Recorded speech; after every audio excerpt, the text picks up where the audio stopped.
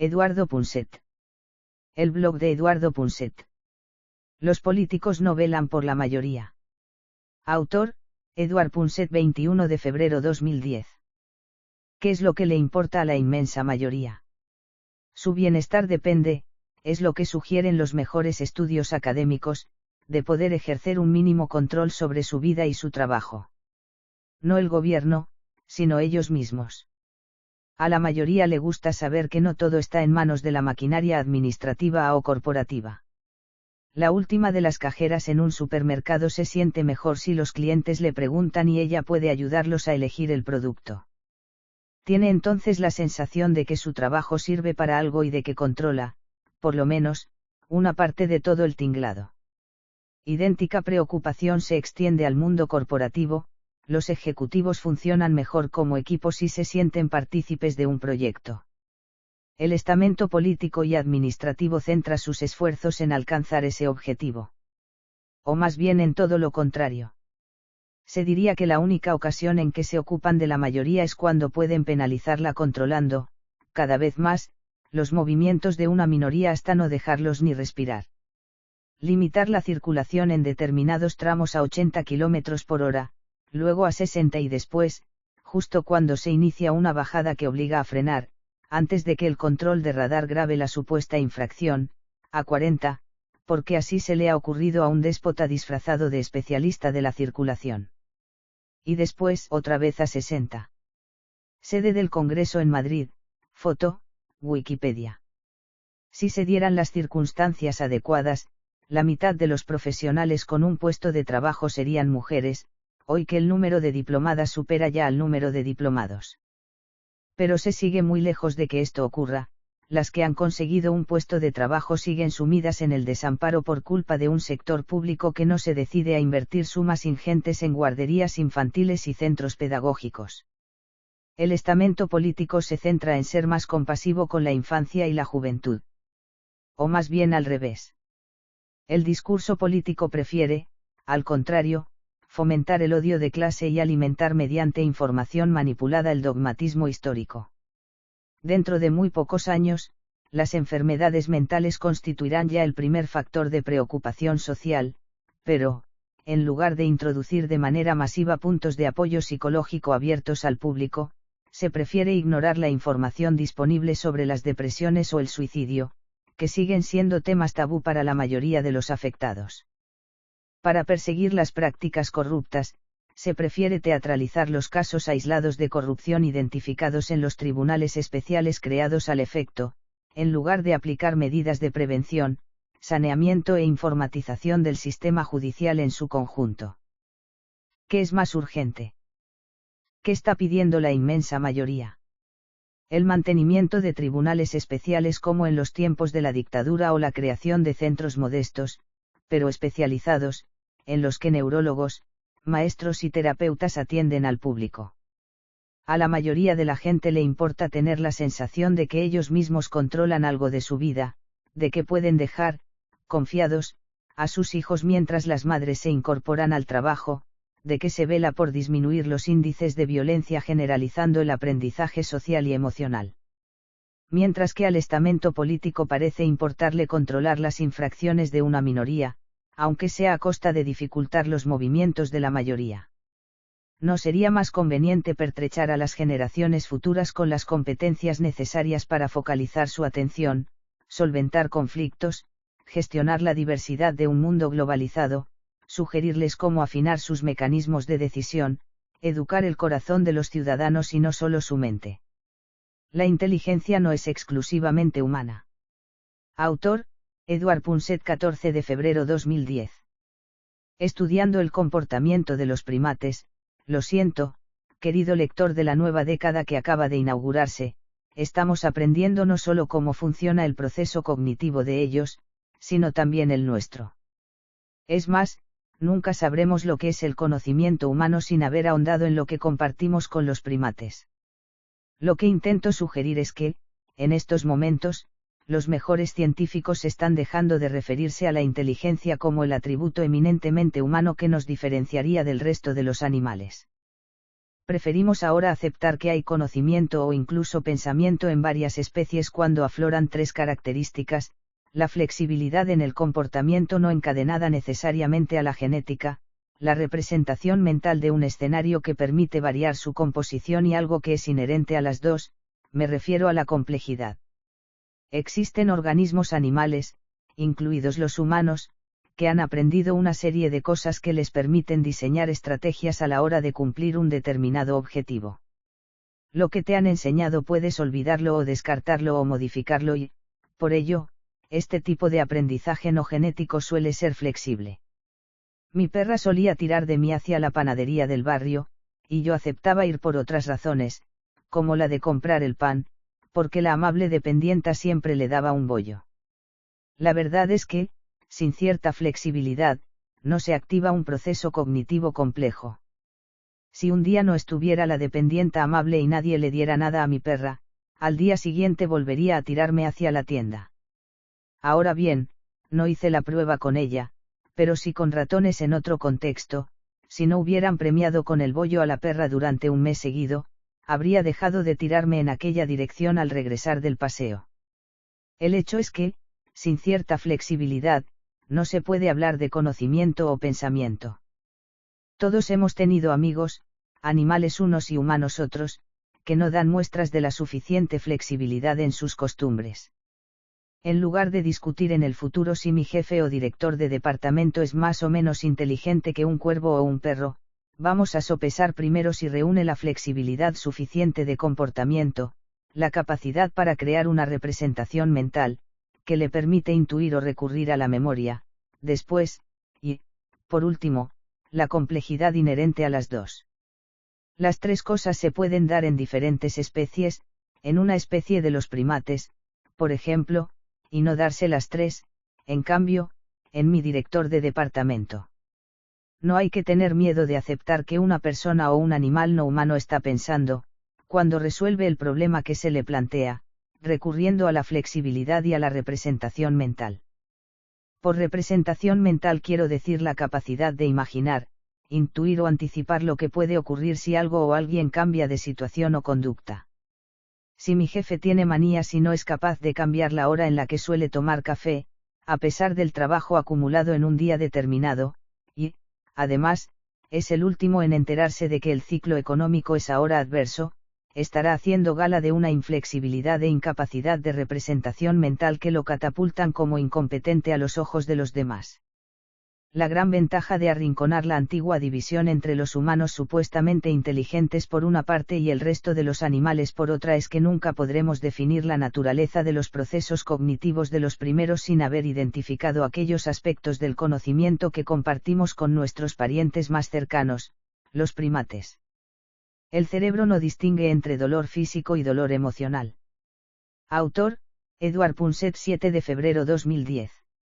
Importa más el impacto de los sentimientos abstractos que los físicos y concretos de la sed o el hambre. Los dolores causados por motivos sociales, como un desamor, o los placeres de igual naturaleza, como aprobar una oposición, activan idénticos circuitos cerebrales que los estímulos fisiológicos, básicos para sobrevivir, como la práctica del sexo. Se está confirmando, pues, una sospecha que teníamos muy pocos en el sentido de que el cerebro trata con la misma deferencia o indiferencia, según se mire, experiencias sociales y abstractas como una falta de reconocimiento social y conductas físicas tan concretas como saciar el hambre o morir de sed. Lo que está sugiriendo la ciencia, ni más ni menos, es que el mundo de los sentimientos y la historia del pensamiento inciden en el corazón de la gente en no menor medida que una hambruna o el calentamiento global. Entonces, ¿por qué nos ocupamos menos de los primeros que de los segundos? Y, si eso es cierto, y ya no puede negarse que forma parte del pequeño y modesto acervo científico, deberían matizarse muchas de nuestras convicciones o, cuando menos, alterar lo que yo llamo nuestra estrategia de compromisos. No es seguro, por ejemplo, que nuestra supervivencia dependa en mayor medida del famoso cambio climático que de nuestro reconocimiento individual por el resto de la sociedad, de saber, en definitiva, si me odian no me aman. Una cría de chimpancés se aferra a su madre. El cuidado parental juega un papel esencial en el aprendizaje de los mamíferos. Esta característica ha valido a los mamíferos, humanos incluidos, su éxito evolutivo, imagen, usuario de Flickr. Es mucho menos probable de lo que se creía hasta ahora que nuestras necesidades fisiológicas revistan un grado de urgencia mayor que nuestros sentimientos. A ver si ahora resulta que dar dinero para combatir el SIDA o la malaria activa el llamado circuito cerebral de recompensa en mayor medida que recibir la misma cantidad de dinero para colmar necesidades personales. Confidencialmente, les confieso a mis queridos lectores que también esto ha sido comprobado en experimentos apoyados en resonancias magnéticas funcionales, aunque recomendaría no divulgarlo todavía para no soliviantar excesivamente a los incrédulos y psicópatas a quienes cuesta admitir o sentir el dolor ajeno. El misterio no desvelado todavía es por qué el cerebro trata igual la necesidad afectiva que la física. Todo el mundo entiende que la falta de alimentos y de agua o las temperaturas extremas causan dolor. Pero ¿por qué utiliza el cerebro el mismo sistema neurológico para abordar privaciones y recompensas físicas que privaciones y recompensas morales? Un equipo de científicos liderado por Ora Takahashi de la Universidad de California, en Los Ángeles, sugiere que existen razones evolutivas de supervivencia de la especie que explicarían dicho comportamiento. En los mamíferos, y muy particularmente en los humanos, es muy elevada la dependencia de los recién nacidos, que llegan al mundo desprovistos de los mecanismos necesarios para sobrevivir por su cuenta. El precio pagado por disfrutar de una inteligencia mayor que el resto de los mamíferos cuando se es adulto implica dedicar los 7 primeros años de la vida al aprendizaje y a formar la imaginación, en régimen de todo cubierto, por supuesto, incluidos los gastos sanitarios. Sin la dedicación de un cuidado específico, que solo puede dimanar de sentimientos y afectos sociales, ningún recién nacido podría sobrevivir. En este sentido, los sentimientos sociales preceden la cobertura de las necesidades físicas y concretas, como dar de comer, calmar la sed o proporcionar la temperatura adecuada.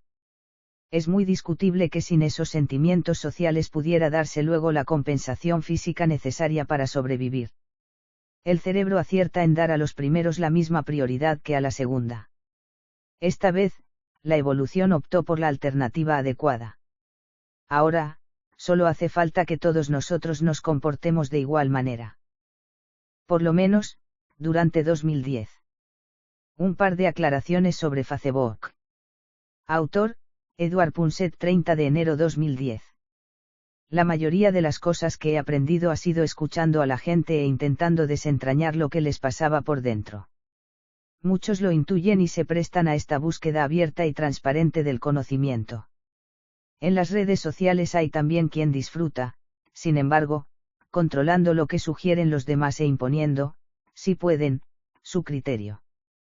Lo que les importa es dividirnos en buenos y malos, ellos de un lado y todos los demás del otro bando, vecinos y forasteros, agresores y pacíficos, transmisores de sugerencias y portadores de la verdad absoluta. He vivido 2 ejemplos últimamente en el muro de mi página en Facebook dignos de reflexión.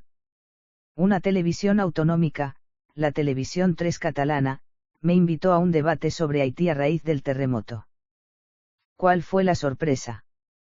Algunos en Facebook me reprocharon con la vehemencia que utilizaban algunos falangistas en el pasado, hablé en cristiano, me decían cuando me expresaba de joven en mi lengua materna, que hablara catalán en la televisión catalana o bien que no hubiera puesto subtítulos. En esto último estoy de acuerdo, pero no siempre se dispone de los recursos ni del tiempo ni de la posibilidad para hacerlo, en aras de la inmediatez y competencias de otros. Lo insólito fue que algunas de las intervenciones en el Facebook se cantonaron en esa refriega lingüística y se olvidaron de la miseria y del aislamiento de mis amigos haitianos. El segundo ejemplo tiene que ver con otros que me reprocharon el que la institución organizadora de una conferencia sobre la salida de la crisis, Cajasol, en Sevilla, impusiera una entrada por ocupar una plaza en su recinto. Es tan verdad que sería preferible que todo fuera gratis como que, a menudo, no todo puede serlo, sobre todo, si no depende de uno. Lo que pondrá a Haití en pie. Autor, Edward Punset, 31 de enero 2010. Dentro de muy pocas horas salgo para Alemania, donde voy a entrevistarme con paleontólogos de renombre internacional especializados en los mecanismos de la inteligencia. Pero no consigo salir de mi tristeza porque llevo días queriendo descubrir el paradero, tras el terremoto de Haití, de los amigos haitianos que allí dejé como representante permanente del Fondo Monetario Internacional.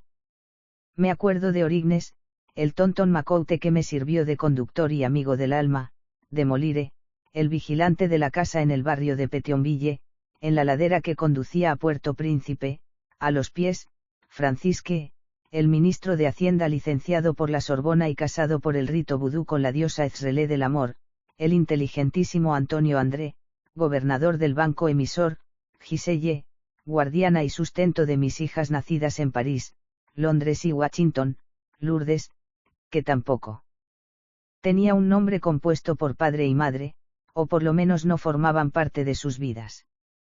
¿Cómo volver a encontrarlos si solo los conocíamos por su nombre de pila, si solo hablaban crole y muy pocos francés correctamente? Cuando de regreso a Europa, después de 3 años en Haití, hicimos escala en Lisboa, nos alojamos todos en un céntrico hotel y les pedí a Giselle y a Lourdes, que decidieron salir de su mundo y aterrizar en Europa con mi familia, que vistieran a las niñas y despertaran a los padres cuando saliera el sol para llegar a tiempo al aeropuerto, en la última escala del viaje Lisboa-Madrid. Una mujer participa en un ritual de vudú en Haití, imagen tomada por el fotógrafo venezolano David Fernández. A las 4 de la mañana nos despertaron a los mayores, después de haber arreglado y vestido a las pequeñas, porque confundieron la luz de las farolas que iluminaban la plaza con los destellos del sol. En Haití, prácticamente, no había luz eléctrica. Es cierto que, probablemente, no vuelva a repetirse jamás un abandono tan ciego y desconsiderado como el de la población haitiana por parte de la comunidad internacional. Sobre todo, de un pueblo como el haitiano que, al contrario de lo que ocurre en otros países caribeños, nunca dio muestras de xenofobia. Los haitianos eran muy conscientes de haber disfrutado de la independencia antes que nadie. En 1804 nadie hablaba de estas cosas, salvo ellos, y son lo suficientemente inteligentes para saber que parte de la culpa de su atraso hay que buscarla en sus propios actos y cultura. No fue solo culpa de las multinacionales o de Estados Unidos, como han repetido gratuitamente algunos a lo largo de esta crisis. La búsqueda del progreso requerirá también ahuyentar el dogma y el vudú, la cultura precientífica heredada de los tiempos de la esclavitud y que las élites corruptas siguieron alimentando. No bastará la intervención de Obama ni de la solidaridad internacional, que nunca debió haber fallado hasta los extremos que lo ha hecho. Que nadie se llame a engaño, hará falta que los gobernantes haitianos no repitan, levantando los brazos al cielo: yo he contemplado como Papadoclo decía en el balcón del ahora medio destruido Palacio Presidencial, Jesús inmaterial, yo soy invisible. La cultura vudú está reñida con el progreso. Es el mismo pensamiento dogmático que sigue amordazando a medio mundo. Hará falta reformar desde cero los sistemas de enseñanza, introducir desde la infancia más tierna el aprendizaje social y emocional, enfrentarse al machismo y restablecer la igualdad de sexos, eliminar la corrupción y las corruptelas características de las sociedades nepotistas, inculcar los procesos innovadores en la población y, a la vez que todo lo anterior, pero no antes, recuperar la atención y el altruismo del resto del mundo. El momento en que aprendimos a mentir. Autor, Edward Punset, 24 de enero 2010. Hasta hace muy pocos años, nadie podía explicarse el mecanismo para saber qué hacen, piensan y sienten los demás. Lo descubrieron 4 científicos italianos investigando en la pequeña y bellísima ciudad italiana de Parma, conocida por su buena cocina, el jamón y el queso parmesano. Los científicos en cuestión, encabezados por Giacomo Rizzolatti, descubrieron, ni más ni menos, las llamadas neuronas espejo, unas neuronas que se activan en los monos, y, por supuesto, en los humanos, cuando vemos a otros sufrir o a una pareja emocionarse con un beso que también nos emociona. Esas neuronas nos brindaron, por primera vez en la historia de la evolución, una explicación neurofisiológica plausible de las formas complejas de interacción social. Importantísimo, de acuerdo. Pero a mí me fascinó especialmente otro descubrimiento, en apariencia menos trascendental, realizado en el curso de la misma investigación. Resulta que cuando un primate, como el macaco, y un humano tensan el dedo pulgar y el índice de la mano derecha para tomar un caramelo, a los dos se les activan unas determinadas neuronas espejo. Perfecto. Ahora bien, fíjese en lo que le voy a decir a continuación, porque para mí aquí yace el origen del engaño y de la dicha que parece castigar unas veces y premiar otras a los humanos. Repitamos el experimento anterior, pero con una salvedad, es decir, tanto el humano como el primate repiten el mismo ejercicio del dedo pulgar y el índice simulando que recogen un caramelo, pero esta vez sin tomarlo, sino haciendo como si lo tomaran. ¿Saben qué ocurre? Giacomo Rizzolatti en la entrevista que mantuvo con Edward Punset en el programa de redes Nueva Percepción del Cerebro. El programa fue emitido el 29 de noviembre de 2005, leer la transcripción de la entrevista. Pues ocurre que en el caso del humano se activa la misma neurona, si bien en el caso del primate no se activa en absoluto. Realizar un movimiento prensil, así lo llaman en el laboratorio, en ausencia de un objeto no activa ninguna descarga en el cerebro del primate porque, sencillamente, los primates no hacen pantomimas, no saben mentirse a sí mismos ni a los demás simulando que están comiendo un caramelo cuando no lo están haciendo y menos aún comiendo. La deducción es casi inevitable y que me corrijan mis amigos neurólogos y primatólogos si estoy equivocado. Tanto ellos como nosotros partimos de neuronas espejo muy similares, pero en el curso de la evolución las nuestras abordaron procesos cognitivos lo suficientemente complejos para permitirnos imaginar y mentir. En un momento dado de nuestro destino aprendimos a idear pantomimas, a simular que teníamos entre los dedos un caramelo cuando no había nada. Y no solo eso, sino algo mucho más decisivo, conseguimos que los demás sintieran como si los protagonistas asieran un caramelo. Había nacido la verdad imaginada o, si se quiere, la mentira y la capacidad, gracias a las neuronas espejo, de que los demás creyeran lo que yo estaba sugiriendo sin tener en las manos el objeto de verdad, o nada en su lugar, o el beso digital en el campo de las emociones, o el Dios imaginado en el de la religión. La magia había precedido a la ciencia y ahora esta última anunciaba la ciencia ficción. ¿Cuándo aprendimos a mentir? Probablemente, cuando hizo mucha falta. En los tiempos remotos, el entorno era extremadamente duro. Hoy sabemos que en África quedaron apenas unos miles de personas para iniciar la emigración a otros continentes. Solo Dios sabe lo que sufrieron nuestras especies más allegadas a lo largo del último 1.000.000 de años. Las cosas empezaron a cambiar para mejor cuando uno de aquellos testigos, contemplando cómo un rebaño alocado de mamuts arrasaba su valle, le dijo al otro, qué bella es la naturaleza, cuando le soltó la primera mentira. Ser feliz es desear menos. Autor, Edward Punset 17 de enero 2010. Hace muchos años tenía una charla de 5 minutos en la radio después de las noticias, una vez por semana. A veces comentaba lo que iba a decir con el director de ESADE, en Barcelona, donde daba clases sobre relaciones económicas internacionales. En una ocasión llegaba de un viaje a Estados Unidos con el tiempo justo para soltar mi discurso a los oyentes del mediodía. Leí este texto de Platón e improvisas el comentario, me sugirió el director de entonces. No he olvidado nunca el texto y se lo recomiendo a mis lectores. Platón comentaba que estaba dispuesto a ayudar a sus amigos conocedores de mi interés por la cosa pública, decía él, a cambiar de régimen. Lo hizo un par de veces hasta que, desengañado por los resultados de las reformas alentadas por sus amigos, decidió renunciar en el futuro a impulsar cualquier tipo de cambio hasta que los filósofos fueran políticos o, cosa mucho más improbable, que los políticos fueran filósofos. Neurociencia y budismo. En 2007, el monje budista Mathieu Ricard, en la foto junto al neurocientífico Richard Davidson, fue considerado como el hombre más feliz del planeta tras años de estudio de su cerebro en el Laboratorio de Neurociencia Afectiva de la Universidad de Wisconsin, imagen, Universidad de Wisconsin. Después de leer la carta de Platón, escrita unos 400 años antes de Cristo, y de mi pausa calculada aunque, obviamente, demasiado larga, iba a soltar mi pequeño comentario al texto cuando el jefe del cubículo desde el que emitíamos dio por terminada la comunicación, sin que me diera tiempo a aclarar que aquello no era de Punset, sino de Platón, siglos atrás. No se preocupe, Punset, las cosas cambiarán. Siento lo que está ocurriendo, pero en algún momento del futuro sucederá algo nuevo.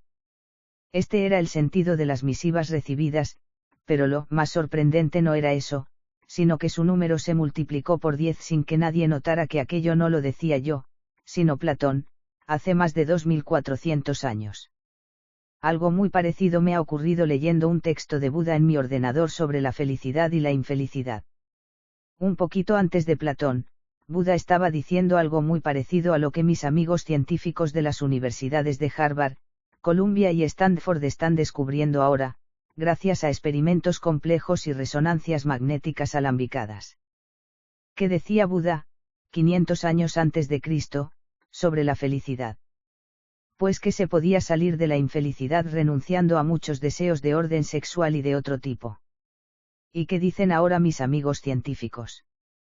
Pues que es preciso rediseñar una nueva tabla de compromisos, no se puede, cuando se tiene una vivienda, pretender una segunda, enseñar idiomas a los hijos y, por lo tanto, enviarlos a estudiar al extranjero, enrolarlos en la escuela más cara y famosa, tener varios, demasiado seguidos, compaginar la carrera con un segundo trabajo.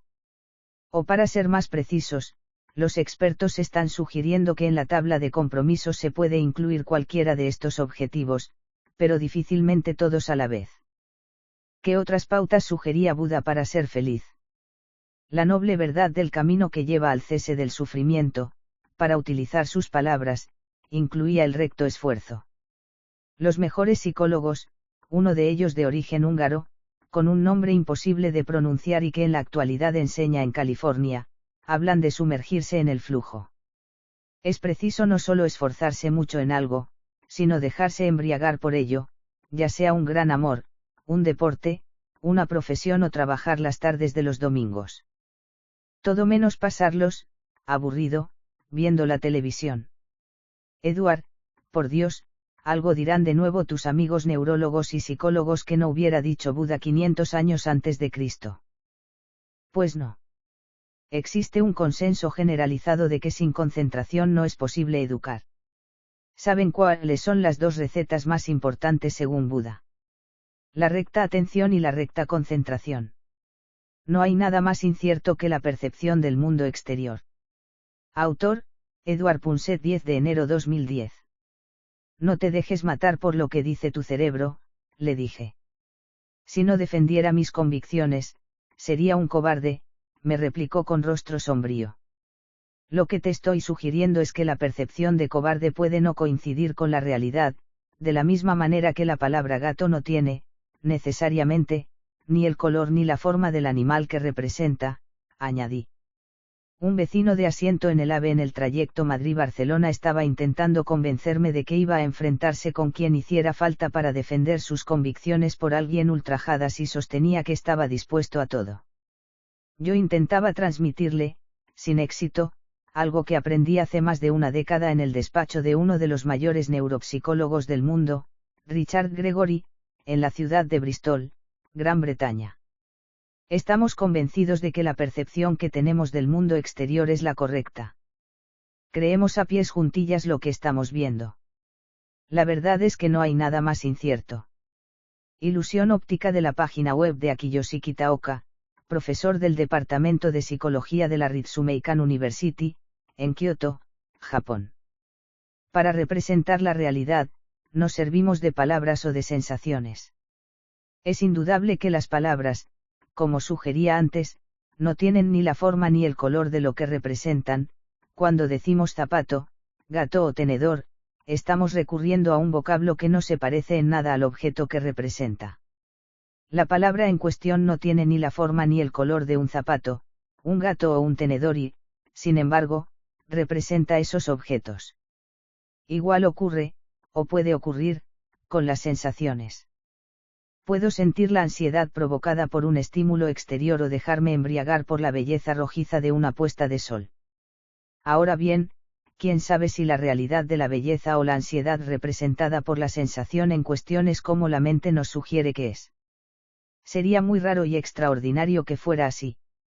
Es posible, estoy dispuesto a aceptarlo, que la percepción que tenemos del universo no sea una ilusión, pero lo que estamos sugiriendo es que la ciencia no es tan objetiva como parece y como a veces se le atribuye. Partimos de algo incierto, una percepción que tiene un soporte material, como unas ondas magnéticas que transmiten un sonido si se trata de un alarido. Pero dicho soporte material está muy alejado de la palabra o sensación fabulada por nuestro cerebro. Los objetos representados por nuestras palabras o sensaciones son muy distintos del soporte material que los sustenta, fuerzas electromagnéticas u ondas vibratorias. Partimos de algo incierto y, sobre ese imponderable, la mente lanza una hipótesis que puede o no puede coincidir con la realidad. Lo sabremos recurriendo, para completar este conocimiento, a los datos almacenados en la memoria y a nuestra capacidad para aprender en el futuro. Con estas dos claves urdiremos nuestra visión de la realidad. Estamos ya en disposición de anticipar dos rasgos que definen la memoria. Por un lado, sirve para interpretar una impresión de orden general, pero es, al mismo tiempo, muy imprecisa en el detalle. En otras palabras, no recordamos muy bien los pormenores de un asunto ocurrido en el pasado y, lo que es peor, confundimos la fuente. ¿Quién nos dijo tal cosa o dónde la vimos? Pero, lo que es más grave, está comprobado que el contenido de la memoria está influenciado por nuestras convicciones actuales sobre lo que haya podido ocurrir.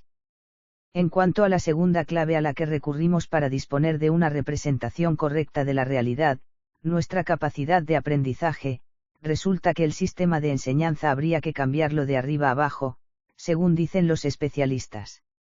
Alguien sigue pensando, además de mi vecino del AVE, que vale la pena dejarse matar por lo que nos dice el cerebro. ¡Feliz Año Nuevo! Aunque tendríamos que cambiar muchas cosas para que los fueran de verdad.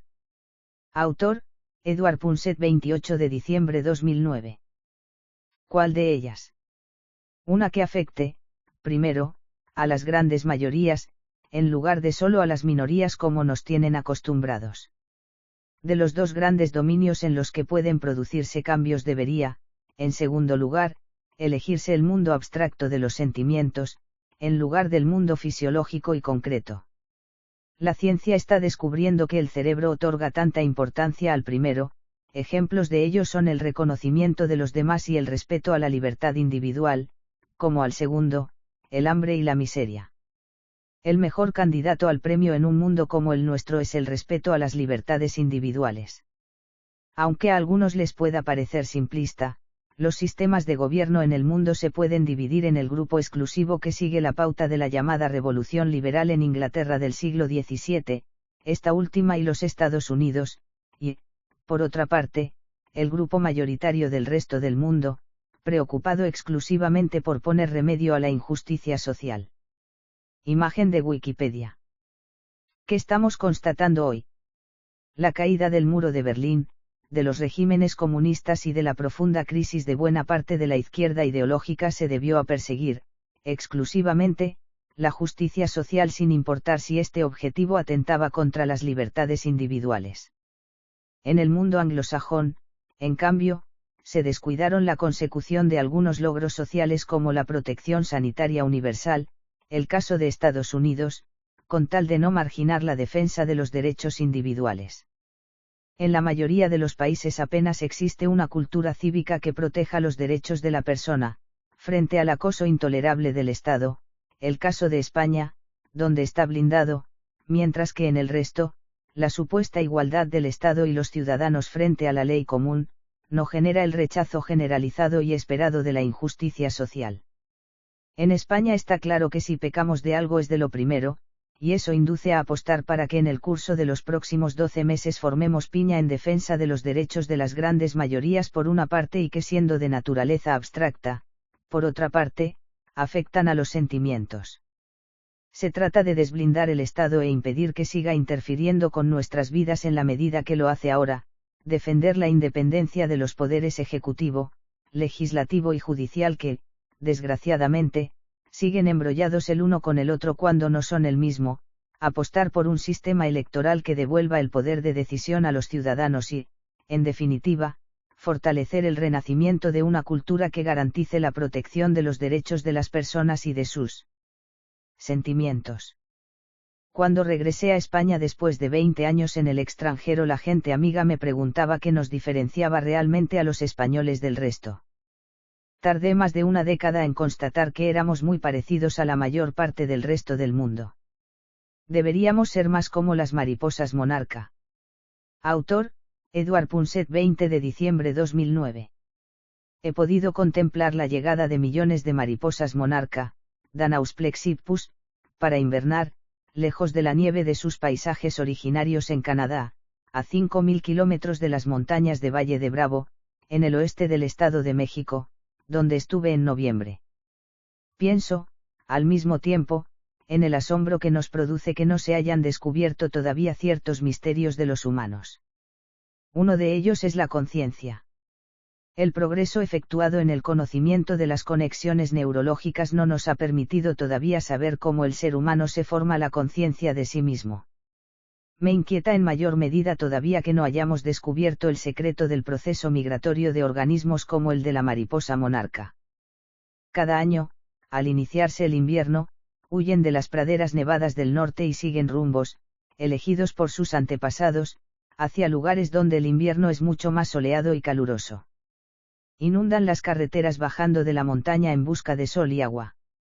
Los conductores, movidos la mayoría de ellos por empatía, disminuyen la velocidad por debajo de los 15 km por hora para no estrellarlas sobre el pavimento. Su color rosado, ribeteado por contornos negros para ahuyentar a los depredadores, llega a ocultar los rayos del sol en las franjas iluminadas de la carretera. En las sombreadas no hay ni una mariposa monarca. La mayor parte morirá después de poner los huevos en la flor por ellas elegida. Pero las recién nacidas descubrirán por sí mismas el camino de regreso, con la única ayuda de sus genes. Edward Punset en el santuario de las mariposas monarca, en las montañas de Valle Bravo, México. ¿Cómo es posible que, a pesar de toda nuestra ciencia acumulada, seamos incapaces todavía de saber el secreto que permite regresar al hogar a unas mariposas ignorantes de su destino? Un lugar que, no está de más recordarlo, dejaron atrás sus progenitores, a 5.000 kilómetros de distancia, nada menos. Me dicen que estamos a punto de desentrañar el secreto de la increíble resistencia de las telas de araña. Pero, vamos a ver. Ninguno de mis amigos científicos será capaz de descubrir el secreto de las mariposas monarca para orientarse y evitarme con ello la desorientación y el sentimiento de pérdida que experimento en cuanto me cambian de barrio, no digamos ya de ciudad. Si gracias a la tecnología hemos aprendido a volar con aviones, tan difícil será orientarse en el espacio como la mariposa monarca. La verdad es que difícilmente se puede vivir un instante más conmovedor que el de estar rodeado por millones de estas mariposas en pleno bosque. De ellas se pueden aprender otros muchos secretos trascendentales que estamos muy lejos de comprender.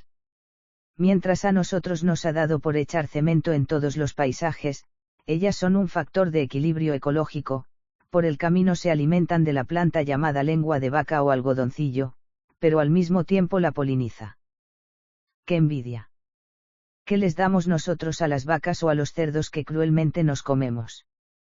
Otra cosa que me han enseñado las mariposas monarca en las montañas de México es que, para protegerse de los maleantes, les basta con absorber el alcaloide que sacan del algodoncillo, fabricando un producto venenoso que ahuyenta, si no mata, a las otras especies que se empeñen en comérselas, a pesar del mal olor desprendido por el alcaloide. Nosotros, en cambio, para protegernos de los maleantes estamos obligados a crear cuerpos de policía y alianzas militares. ¡Qué envidia me dan las mariposas monarca!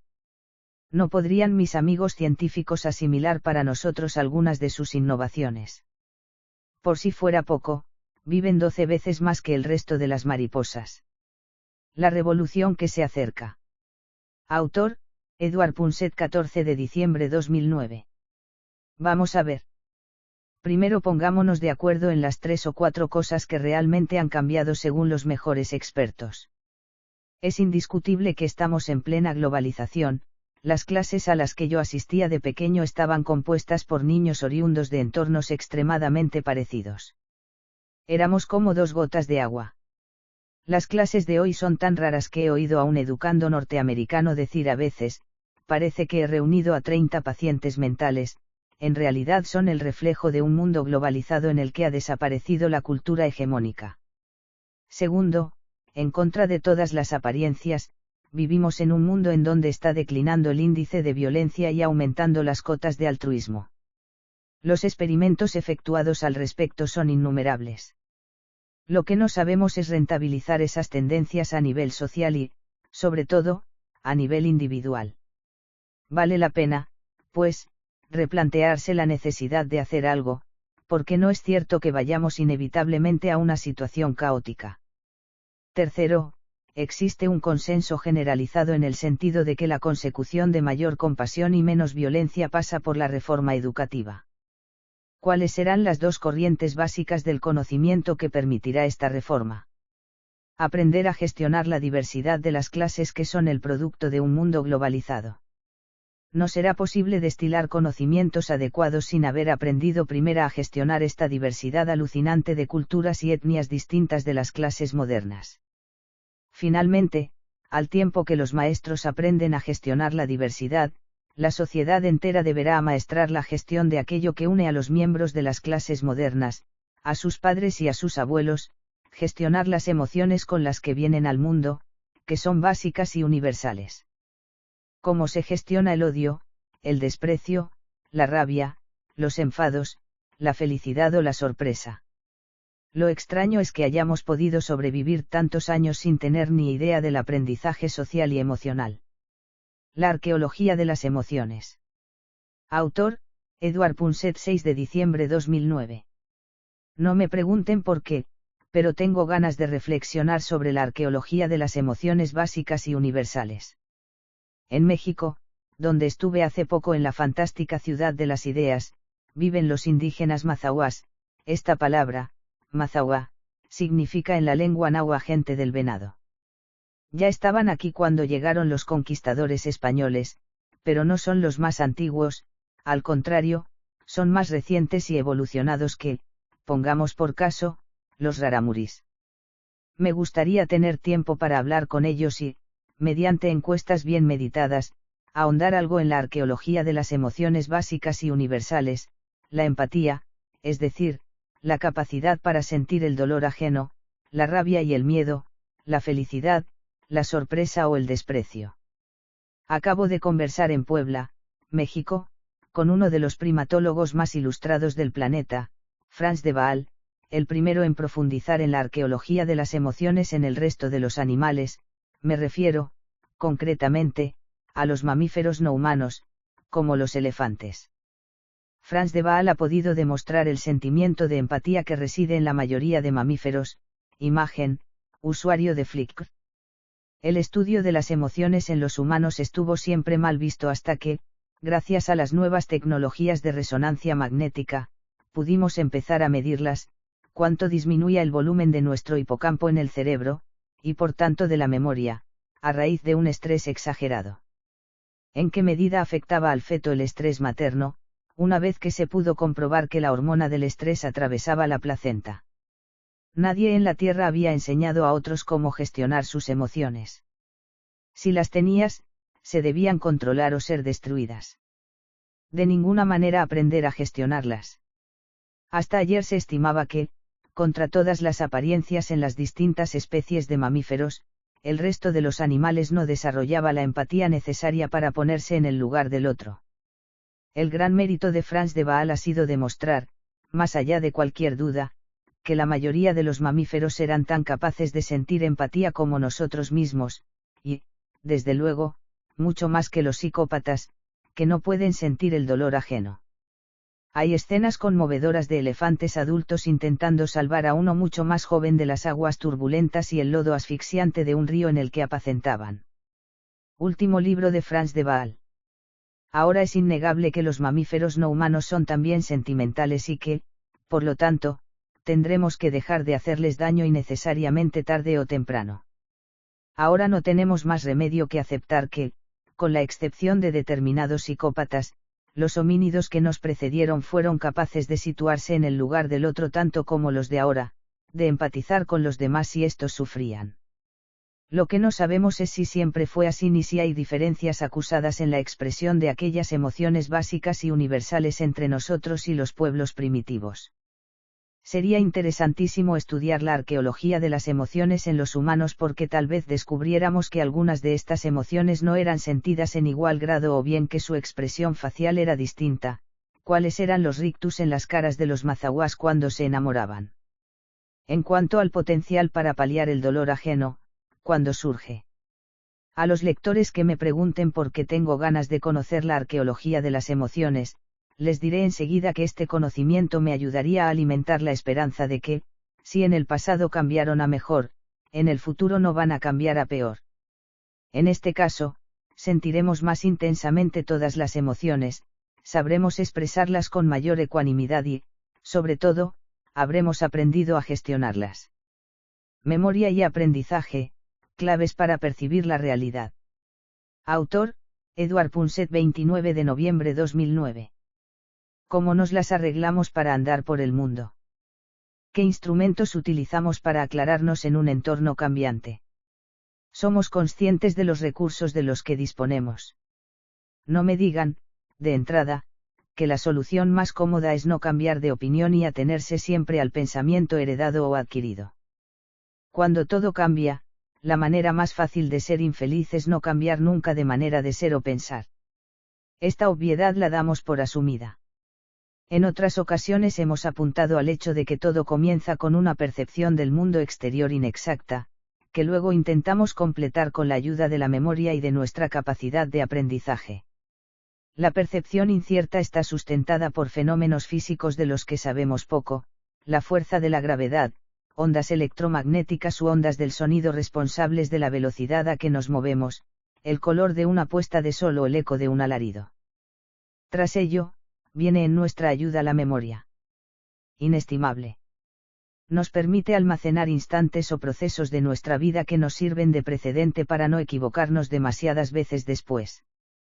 A medida que avanzamos en edad, el archivo en el cerebro de lo ocurrido se enriquece de tal manera que es muy difícil no ser más feliz que en periodos anteriores.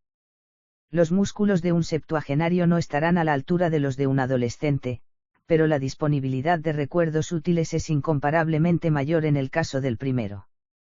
Ahora bien, que nadie se lleve a engaño. La memoria está bien pertrechada para darnos una idea general de lo que ocurrió y hasta de lo que puede volver a suceder, pero es tremendamente imprecisa. No sirve para el detalle, y los detalles pueden ser imprescindibles para sobrevivir en determinados momentos. Les invito a repetir conmigo el experimento que me hizo el profesor Schachter en la Universidad de Harvard, Estados Unidos. No intenten memorizar, sino simplemente familiarizarse con los siguientes 15 vocablos: caramelo, azúcar, ácido, amargo, sabor, bueno, diente, agradable, miel, refresco, chocolate, duro, pastel, comer, tarta. Les voy a soltar ahora una palabra y, sin mirar al listado, van a intentar contestarme si estaba o no mencionada. Contesten, por favor, sí o no. Por ejemplo, perro. Casi todos mis lectores habrán contestado, acertadamente, no. Perro no figuraba en el listado. Sigamos con el experimento. Les voy a soltar la palabra dulce. ¿Estaba o no estaba en el listado? Una buena parte de los lectores de esta columna habrá contestado, equivocadamente esta vez, que la palabra dulce estaba en la lista. Falso. No es muy conveniente, pues, fiarse de la memoria para los detalles. Nos queda, para percibir el mundo exterior o interior, nuestra capacidad de aprendizaje. No es que sea mágica, pero en los últimos años hemos aprendido cosas importantísimas a este respecto, por ejemplo, la importancia de que el aprendizaje de los humanos recién nacidos dure 8 años, entrenamiento para aprender y para imaginar. A un polluelo le bastan 2 días, pero un pollito adulto no es muy inteligente. Los cuervos tardan muchísimo más y por eso son las aves más inteligentes. Nosotros tardamos 8 años y nadie nos puede ganar de mayores. Hemos descubierto también lo que llaman plasticidad cerebral, es decir, la posibilidad de que nuestra experiencia personal e individualizada modifique nuestras estructuras cerebrales. Equivale a constatar que podemos aprender durante toda la vida. Podremos enseñar a gestionar, a la vez, la diversidad que genera un mundo globalizado y el denominador común de nuestras emociones básicas y universales. La inocencia radical de los primeros años de vida. Autor, Edward Punset, 26 de noviembre 2009. En los aeropuertos, donde paso la mayor parte de mi vida, tengo mucho tiempo para observar a la gente. Veo parejas furtivas presas del instinto más primitivo de todos, hombres de negocios estresados por jefes a su vez estresados por otros jefes, madres que deben conciliar sus obligaciones laborales con la cría de la prole. En la mayor parte de los casos, es gente vulnerable que no sabe realmente qué les pasa por dentro. Pero algo está cambiando. La ciencia nos está mostrando por qué somos como somos y el rol fundamental de los primeros años de vida de los homínidos. Seguramente, a mis lectores les llamará la atención, como a mí, ver cómo los niños pueden explorar intensamente y jugar con algo tan intrascendente, a nuestros ojos, como un boli. Una especie que pasa sus primeros 7 años cultivando el juego y la imaginación no está perdiendo el tiempo, me explicaba recientemente la psicóloga Alison Gopnik, a quien veréis este domingo en redes. Es una inversión que maximiza, después de la infancia, el grado de inteligencia en la etapa adulta.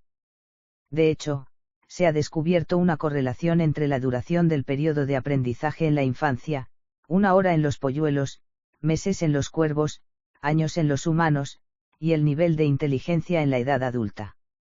Investigaciones como la de Gopnik y como las que refleja mi hija, la escritora Elsa Punset, en su nuevo libro Inocencia Radical aportan claves para responder a algunas de las preguntas más antiguas y profundas sobre qué significa ser humano. Los niños son como el departamento de 1+D de nuestra especie, dice Gopnik.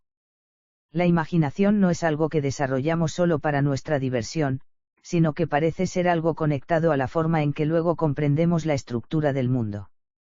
Es en la infancia, explica Elsa en Inocencia Radical, cuando comienza la búsqueda del sentido en una realidad diaria donde nos asaltan el amor y la curiosidad incesante. Volviendo a los aeropuertos, también me apena descubrir que, a veces, perdemos esa capacidad de amar y esa curiosidad inicial apasionadas. No es la muerte lo que nos iguala con el resto del mundo, solo nos iguala el amor, cuando surge y desarma, advierte Elsa pensando en los héroes literarios de su juventud, Lady Macbeth o Werther, que se desprendían poco a poco de cualquier indicio de sensatez hasta perder, hacia el final de la novela, su dignidad y hasta su vida. La crisis de fondo está en la educación. Autor, Edward Punset, 22 de noviembre 2009. Hay una gran mayoría de científicos convencida de que la próxima revolución, la que cambiará nuestras vidas hasta límites irreconocibles, será la fusión de la biología y la tecnología, que ya ha empezado. Esta revolución avanza a pasos agigantados, pero yo estoy convencido de 2 cosas, de que no será la más importante y de que le va a ganar la partida a otro tipo de transformación que se expresará, a la vez, más profunda y lentamente. ¿Por qué digo eso? Les pido a mis lectores que cierren los ojos un instante e imaginen la actividad que peor funciona de todas las prestaciones universalizadas, la justicia, la seguridad ciudadana, la enseñanza, la sanidad, el ocio, el transporte o la asistencia social a ancianos y necesitados. Otros y yo hemos hecho esta prueba en contextos sociales muy diversos. Pues bien, por ello puedo anticiparles el resultado de su experimento. Son muy pocos los que aludirán a la educación o la enseñanza como a la actividad que atraviesa la crisis más grave. La educación del futuro gestionará la diversidad de las aulas modernas fomentando la inteligencia social y enseñará a gestionar las emociones positivas y negativas. Imagen, usuario de Flickr. Y, sin embargo, es, a mucha distancia de las demás, la que menos está respondiendo a las exigencias de las sociedades modernas. Tenemos un sistema educativo instalado en la prehistoria. Intuimos ahora que la reforma educativa de los próximos 50 años a nivel mundial se caracterizará por una reforma radical de la profesión de maestro. Lejos de ser una profesión liviana, la de maestro será una carrera con un contenido más profesional y complejo que cualquier otra. Lo que está aflorando del análisis en curso es que el objeto de la reforma no es tanto alterar la complejidad de las clases globalizadas, ni la propia sociedad, como la categoría de los maestros, que verán sus objetivos transformados. El objetivo no será cambiar las clases, que, a veces, fruto del proceso de globalización, parecen una reunión de 30 jóvenes con problemas mentales gritando a sus maestros. Tampoco podemos cambiar de la noche a la mañana las asociaciones de padres, que parecen compaginar un desinterés inaudito por la educación de sus hijos con una cierta agresividad contra el profesorado. ¿Cuál será, pues, a partir de pasado mañana, la misión de los sistemas educativos en el futuro? Formar especialistas. Número. La reforma de la enseñanza se propondrá dimensionar ciudadanos en un mundo globalizado. Pertrechar las mentes de sus estudiantes. Número. Los esfuerzos venideros en materia educativa apuntarán a reformar los corazones de la infancia y la juventud, olvidados por la obsesión exclusiva en los contenidos académicos. ¿Cómo se consigue alcanzar esta misión? Cumpliendo estos dos objetivos. 1. Aprender a gestionar la diversidad de las aulas modernas, a las que ha cambiado profundamente su cariz la globalización. Se trata de fomentar la inteligencia social y no solo la individual, hacer que sirva para concatenar cerebros dispares y distintos, tomando buena nota de sus diferencias étnicas, culturales y sociales. Simultáneamente, y este es el otro objetivo, resultará imprescindible que los maestros fomenten el aprendizaje de las emociones positivas y negativas, que son comunes a todos los individuos y previas a los contenidos académicos destilados a la infancia, es decir, aprender a gestionar lo que nos es común a todos.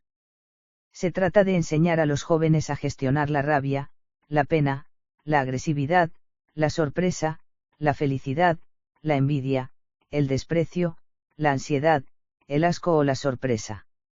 Al profundizar en el sistema de enseñanza del futuro, estamos constatando que, lejos de ser la profesión de maestro una de las más livianas, es ya, sin lugar a dudas, la más compleja y sofisticada de todas ellas. ¿Cómo ha podido la sociedad, los propios educandos y las instituciones hacer gala de tanta ceguera? Realmente nos afectan las palabras 29 de octubre de 2009. Científicamente se ha demostrado que son necesarios 5 cumplidos seguidos para borrar las huellas perversas de un insulto. Los que tienen la manía de contradecir siempre al que está delante no gozan de tiempo material para paliar el efecto perverso de su ánimo contradictor. ¿Cómo podemos aplicar en la vida cotidiana los resultados de este hallazgo experimental? ¿Cómo podemos coadyuvar a que la ciencia penetre en la cultura popular? Es evidente que los experimentos efectuados sobre los méritos relativos del cumplido y del anatema del contrario pueden ayudar a mejorar la vida en común de la pareja. O, simplemente, a sacar las conclusiones pertinentes que pongan fin a la ansiedad generada en el contexto de esa convivencia. La primera conclusión que se desprende de los experimentos sobre los efectos de la contrariedad provocada por el discurso agresivo se aplica a la pareja y a todas las demás situaciones que puedan contemplarse como la vida en sociedad o la política. Antes de decirle a alguien, te equivocas de cabo a rabo, como siempre, habría que pensárselo 2 veces. El efecto de la palabra desabrida es más perverso que la propia sucesión de hechos. El impacto del lenguaje es sorprendentemente duradero. Es muy fácil constatar con los niños de 3 o 4 años los efectos indelebles de aprender una palabra por escrito, de captar su significado plasmado mediante letras. Una actitud perversa la pueden imaginar con un dibujo sencillo, de un chimpancé empujando a otro al río o de una persona soltando una piel de plátano en la baldosa que está a punto de pisar un anciano, pero en cuanto un niño ha aprendido a escribir perverso le quedará grabada para siempre esa palabra. El poder de la palabra escrita en los humanos supera todo lo imaginable. No me pregunten por qué. Tal vez la palabra escrita, se empezó a practicar hace unos 3 o 4 mil años, comportaba una dosis de compromiso que nunca tuvo la palabra hablada, aunque lo pretendía, te doy mi palabra, se dice. Los acuerdos contractuales son de fiar cuando se explicitan mediante un texto escrito y es recurriendo a su constancia cuando se pueden exigir comportamientos anticipados. Lo que estamos descubriendo, ahora que científicos como el psicólogo Richard Wiseman se adentran en ello, es lo que le pasa a la gente por dentro cuando se comporta de una manera determinada.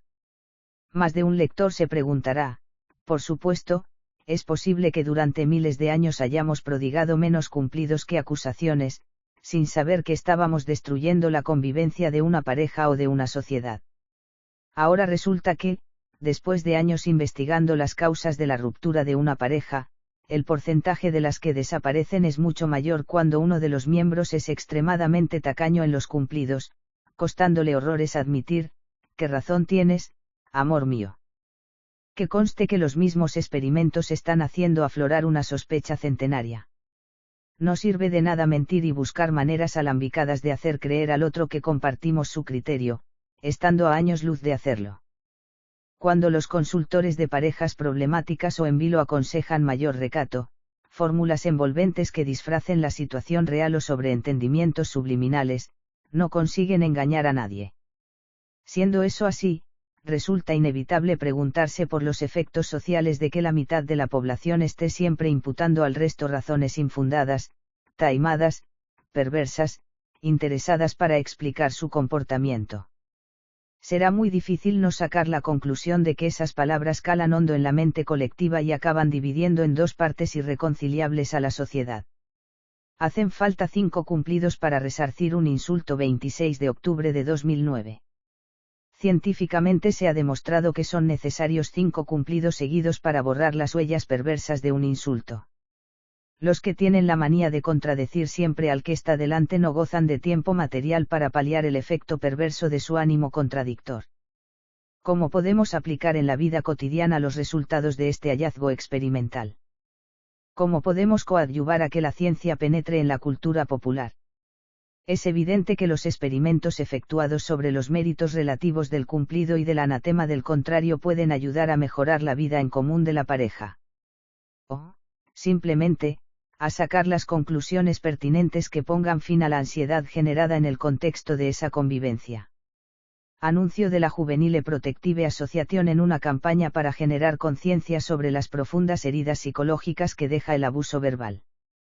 Fuente, Delirarte. La primera conclusión que se desprende de los experimentos sobre los efectos de la contrariedad provocada por el discurso agresivo se aplica a la pareja y a todas las demás situaciones que puedan contemplarse como la vida en sociedad o la política. Antes de decirle a alguien, te equivocas de cabo a rabo, como siempre, habría que pensárselo 2 veces. El efecto de la palabra desabrida es más perverso que la propia sucesión de hechos. El impacto del lenguaje es sorprendentemente duradero. Es muy fácil constatar con los niños de 3 o 4 años los efectos indelebles de aprender una palabra por escrito, de captar su significado plasmado mediante letras. Una actitud perversa la pueden imaginar con un dibujo sencillo, de un chimpancé empujando a otro al río o de una persona soltando una piel de plátano en la baldosa que está a punto de pisar un anciano, pero en cuanto un niño ha aprendido a escribir perverso le quedará grabada para siempre esa palabra. El poder de la palabra escrita en los humanos supera todo lo imaginable. No me pregunten por qué. Tal vez la palabra escrita, se empezó a practicar hace unos 3 o 4 mil años, comportaba una dosis de compromiso que nunca tuvo la palabra hablada, aunque lo pretendía, te doy mi palabra, se dice. Los acuerdos contractuales son de fiar cuando se explicitan mediante un texto escrito y es recurriendo a su constancia cuando se pueden exigir comportamientos anticipados. Lo que estamos descubriendo, ahora que científicos como el psicólogo Richard Wiseman se adentran en ello, es lo que le pasa a la gente por dentro cuando se comporta de una manera determinada. Más de un lector se preguntará, por supuesto, es posible que durante miles de años hayamos prodigado menos cumplidos que acusaciones, sin saber que estábamos destruyendo la convivencia de una pareja o de una sociedad. Ahora resulta que, después de años investigando las causas de la ruptura de una pareja, el porcentaje de las que desaparecen es mucho mayor cuando uno de los miembros es extremadamente tacaño en los cumplidos, costándole horrores admitir, ¿qué razón tienes, amor mío? Que conste que los mismos experimentos están haciendo aflorar una sospecha centenaria. No sirve de nada mentir y buscar maneras alambicadas de hacer creer al otro que compartimos su criterio, estando a años luz de hacerlo. Cuando los consultores de parejas problemáticas o en vilo aconsejan mayor recato, fórmulas envolventes que disfracen la situación real o sobreentendimientos subliminales, no consiguen engañar a nadie. Siendo eso así, resulta inevitable preguntarse por los efectos sociales de que la mitad de la población esté siempre imputando al resto razones infundadas, taimadas, perversas, interesadas para explicar su comportamiento. Será muy difícil no sacar la conclusión de que esas palabras calan hondo en la mente colectiva y acaban dividiendo en dos partes irreconciliables a la sociedad. Fue Darwin un fanático de la ciencia. La delicadeza de Darwin, 11 de octubre de 2009. Según algunos científicos, hemos sido demasiado tolerantes con las creencias religiosas. Deberíamos haber elevado el tono de nuestras protestas ante los desmanes derivados de la fe mal entendida. Sin salirse del bando agnóstico caben otras posturas, si se quiere, menos militantes y no menos eficaces. Paradójicamente, esa era la concepción del propio Darwin, expuesta en una de sus cartas que descubrí en Londres hace apenas unos días. Es asombrosa esa mezcla de defensa radical de la libertad de pensamiento y tolerancia. Dice Charles Darwin en su carta. Aunque soy un fuerte defensor de la libertad de pensamiento en todos los ámbitos, soy de la opinión, sin embargo, equivocadamente o no, que los argumentos esgrimidos directamente contra el cristianismo y la existencia de Dios apenas tienen impacto en la gente. Es mejor promover la libertad de pensamiento mediante la iluminación paulatina de la mentalidad popular que se desprende de los adelantos científicos. Es por ello que siempre me he fijado como objetivo evitar escribir sobre la religión limitándome a la ciencia. Es fascinante constatar hasta qué punto Darwin tuvo excelso cuidado en mantener el rigor de sus planteamientos científicos sin herir a los que no los compartían. En este sentido, y a nivel anecdótico, no me digan que no era enternecedora la actitud de Emma, la esposa de Darwin, profundamente religiosa, cuando repetía a sus amigos que el mayor de sus pesares era saber que Charles no podría acompañarla en la otra vida, por culpa de su agnosticismo. Lo que la apesadumbraba a ella era que el Dios Todopoderoso no quisiera conciliar el buen carácter con el agnosticismo de su marido. Y lo que a él lo apenaba, con toda probabilidad, era que muchos confundieran la libertad de pensamiento que él predicaba recurriendo a la ciencia con ataques gratuitos a los que no compartían esa convicción. Emma y Darwin hora tonelada p2.//darwin-online.org.uk. No cabe duda de que la relación entre la gente que profesa una religión y los agnósticos está cambiando. ¿En qué sentido? En primer lugar, la irrupción de la ciencia en la cultura popular permite descartar convicciones que parecían antes intocables. Hasta Darwin, gran parte de la comunidad científica, y desde luego toda la religiosa, estaba convencida de que la vida del universo había empezado hacía 5.000 años, en lugar de los 13.000 millones que, ahora se sabe, transcurrieron desde la explosión del Big Bang hasta nuestros días, dando amplio tiempo con ello para que la selección natural fuera modulando la evolución de las distintas especies. En segundo lugar, los continuados agravios e injusticias que siguen sufriendo, a raíz del machismo y maltrato de género, en particular, los colectivos partidarios de impulsar la modernidad en sus propias culturas suscitan solidaridades mucho más profundas y extensas que en el pasado.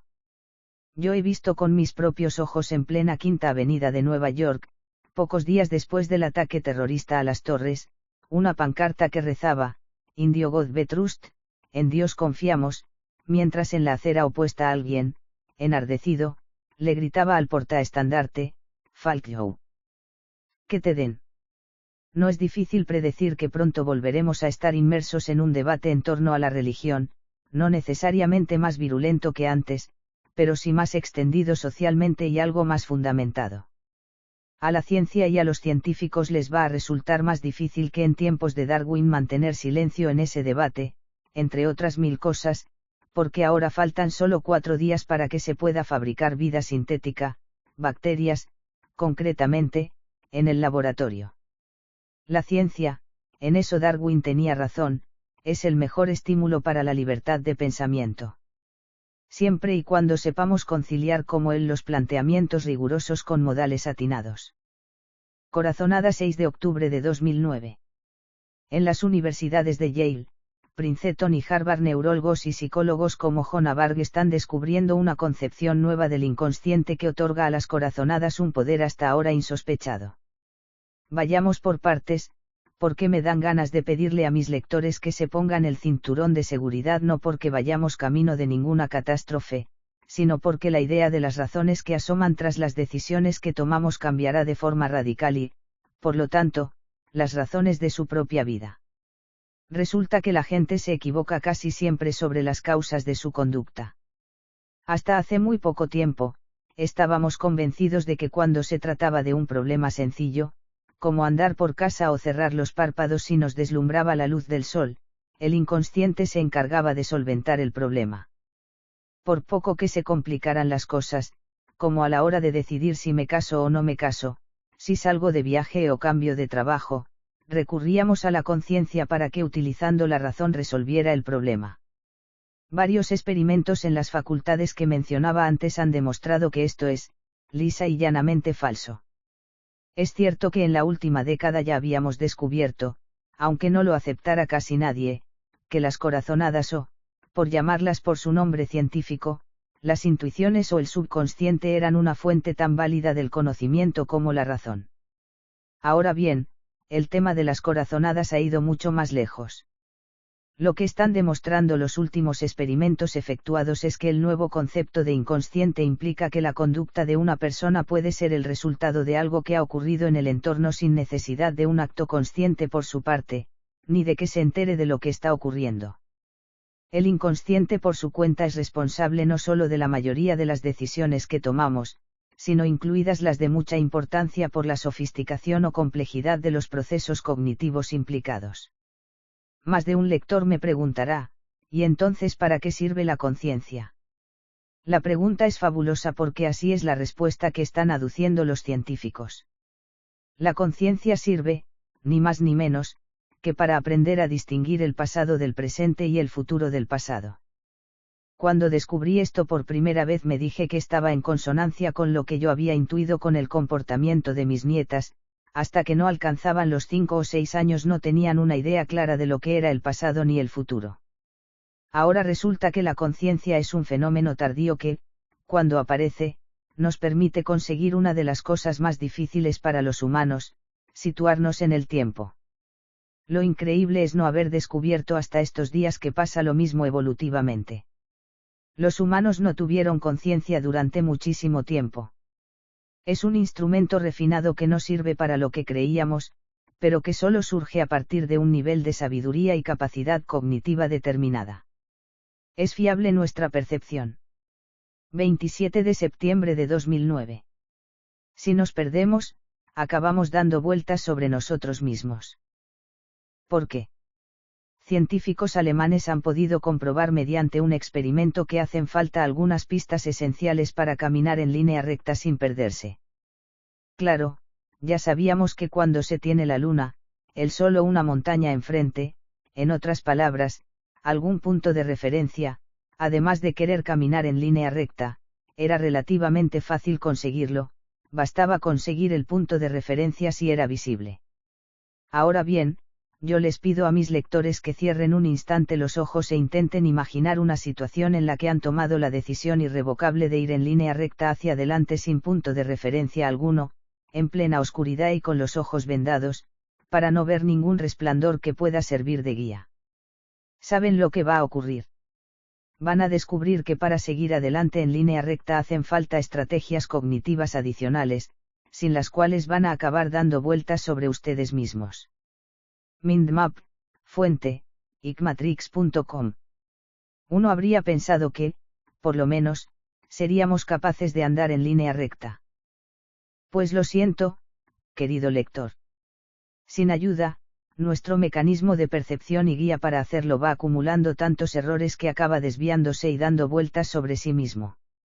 Habrá quien se pregunte para qué quieren los científicos saber si cuando nos perdemos, queriendo ir en línea recta, aunque no se tengan referencias, acabamos dando vueltas sobre el mismo camino.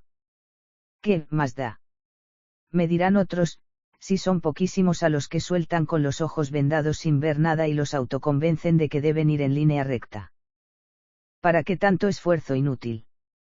Cuando se deja a los físicos especular sobre el universo, les da por intentar descubrir cómo y en qué momento de la evolución nació la materia, y ahora a los biólogos les da por emplear recursos escasos para descubrir si cuando nos perdemos nos da por seguir en línea recta o dar vueltas sobre uno mismo. Nos ayudaría a todos saber cuántas dimensiones hay en el universo, además de las 3 espaciales y la 4ª temporal que ya conocemos, pero también lo que investigan los biólogos porque, en realidad, lo que nos van a decir con esos experimentos sobre nuestra capacidad para andar a ciegas es si necesitamos estrategias cognitivas adicionales.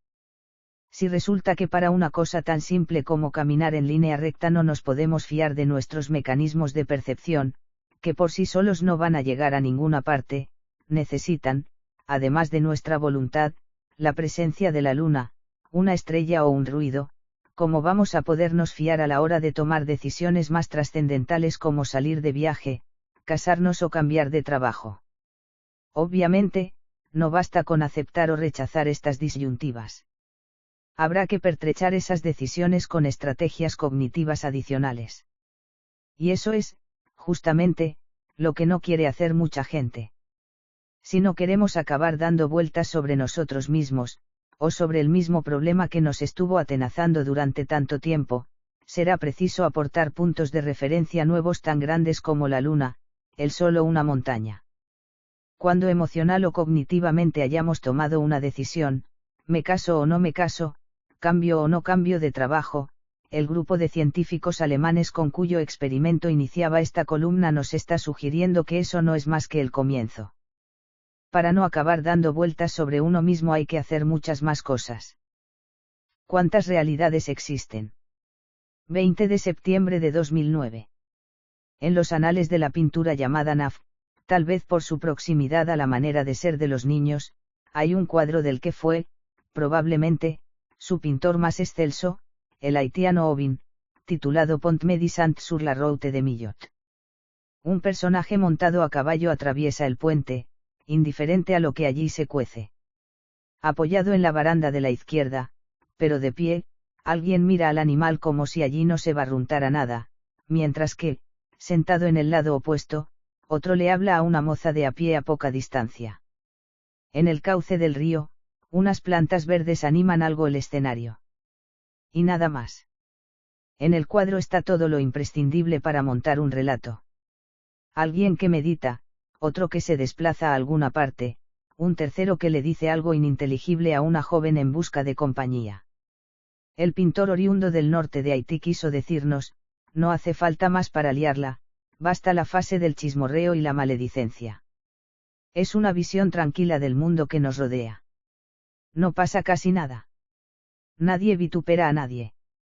Es lo que aparenta ocurrir cuando se ignora, no tenemos más remedio por nuestro tamaño, la truculencia del mundo microbiano. Somos demasiado grandes para percibirlo y demasiado pequeños para concebir la vida galáctica. El Pont Médisant representa más de un 90% de la realidad. Es la vida antes de que estallen en algunos lugares muy localizados el furor y la desvergüenza, como en Irak, Afganistán o el Congreso de los Diputados.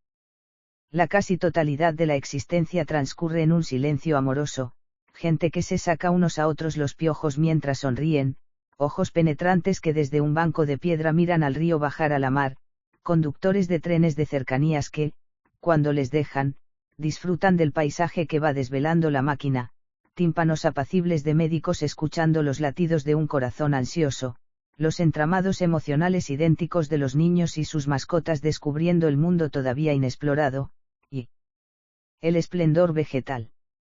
Es cierto, muy de vez en cuando estalla una guerra llamada mundial en un lugar muy localizado y se enzarzan a tiros los que estaban sentados en el puente contemplando cómo fluía el río. Es cierto que, en lugar de chismorreos amorosos, hay quien de pronto le grita al de enfrente que está violando el orden natural o el fabricado por ellos mismos. Súbitamente se congregan muchedumbres que parecían invisibles para aplaudir a uno de los dos bandos, rara vez superan el millón de personas de los 6.000 millones que se han contabilizado hasta ahora. Pero la práctica totalidad de los medios escritos, visuales y digitales se concentra en el alboroto que están provocando esos 4 gatos y lo amplifica al relatarlo. La realidad, no obstante, sigue siendo de forma abrumadora lo que el pintor Nafobin reflejaba en el cuadro Pontmedisant. Muy por encima y mucho más allá del griterío de unos cuantos, irrumpe y desborda todos los escenarios el descubrimiento de que el caballo siempre procura complacer al jinete, la constatación de que el burro es mucho más afectivo e inteligente de lo que esperábamos, pero que le gusta hacer burradas, la confirmación del universo colosal que está descubriendo con sus primeras palabras la pareja flotando en la orilla izquierda del río, y la contemplación del observador pensativo que con su curiosidad inicia en la otra orilla la transformación de la naturaleza y la revolución científica. Tanto cuesta desenmascarar a los ruidosos pregoneros del insulto y del dolor.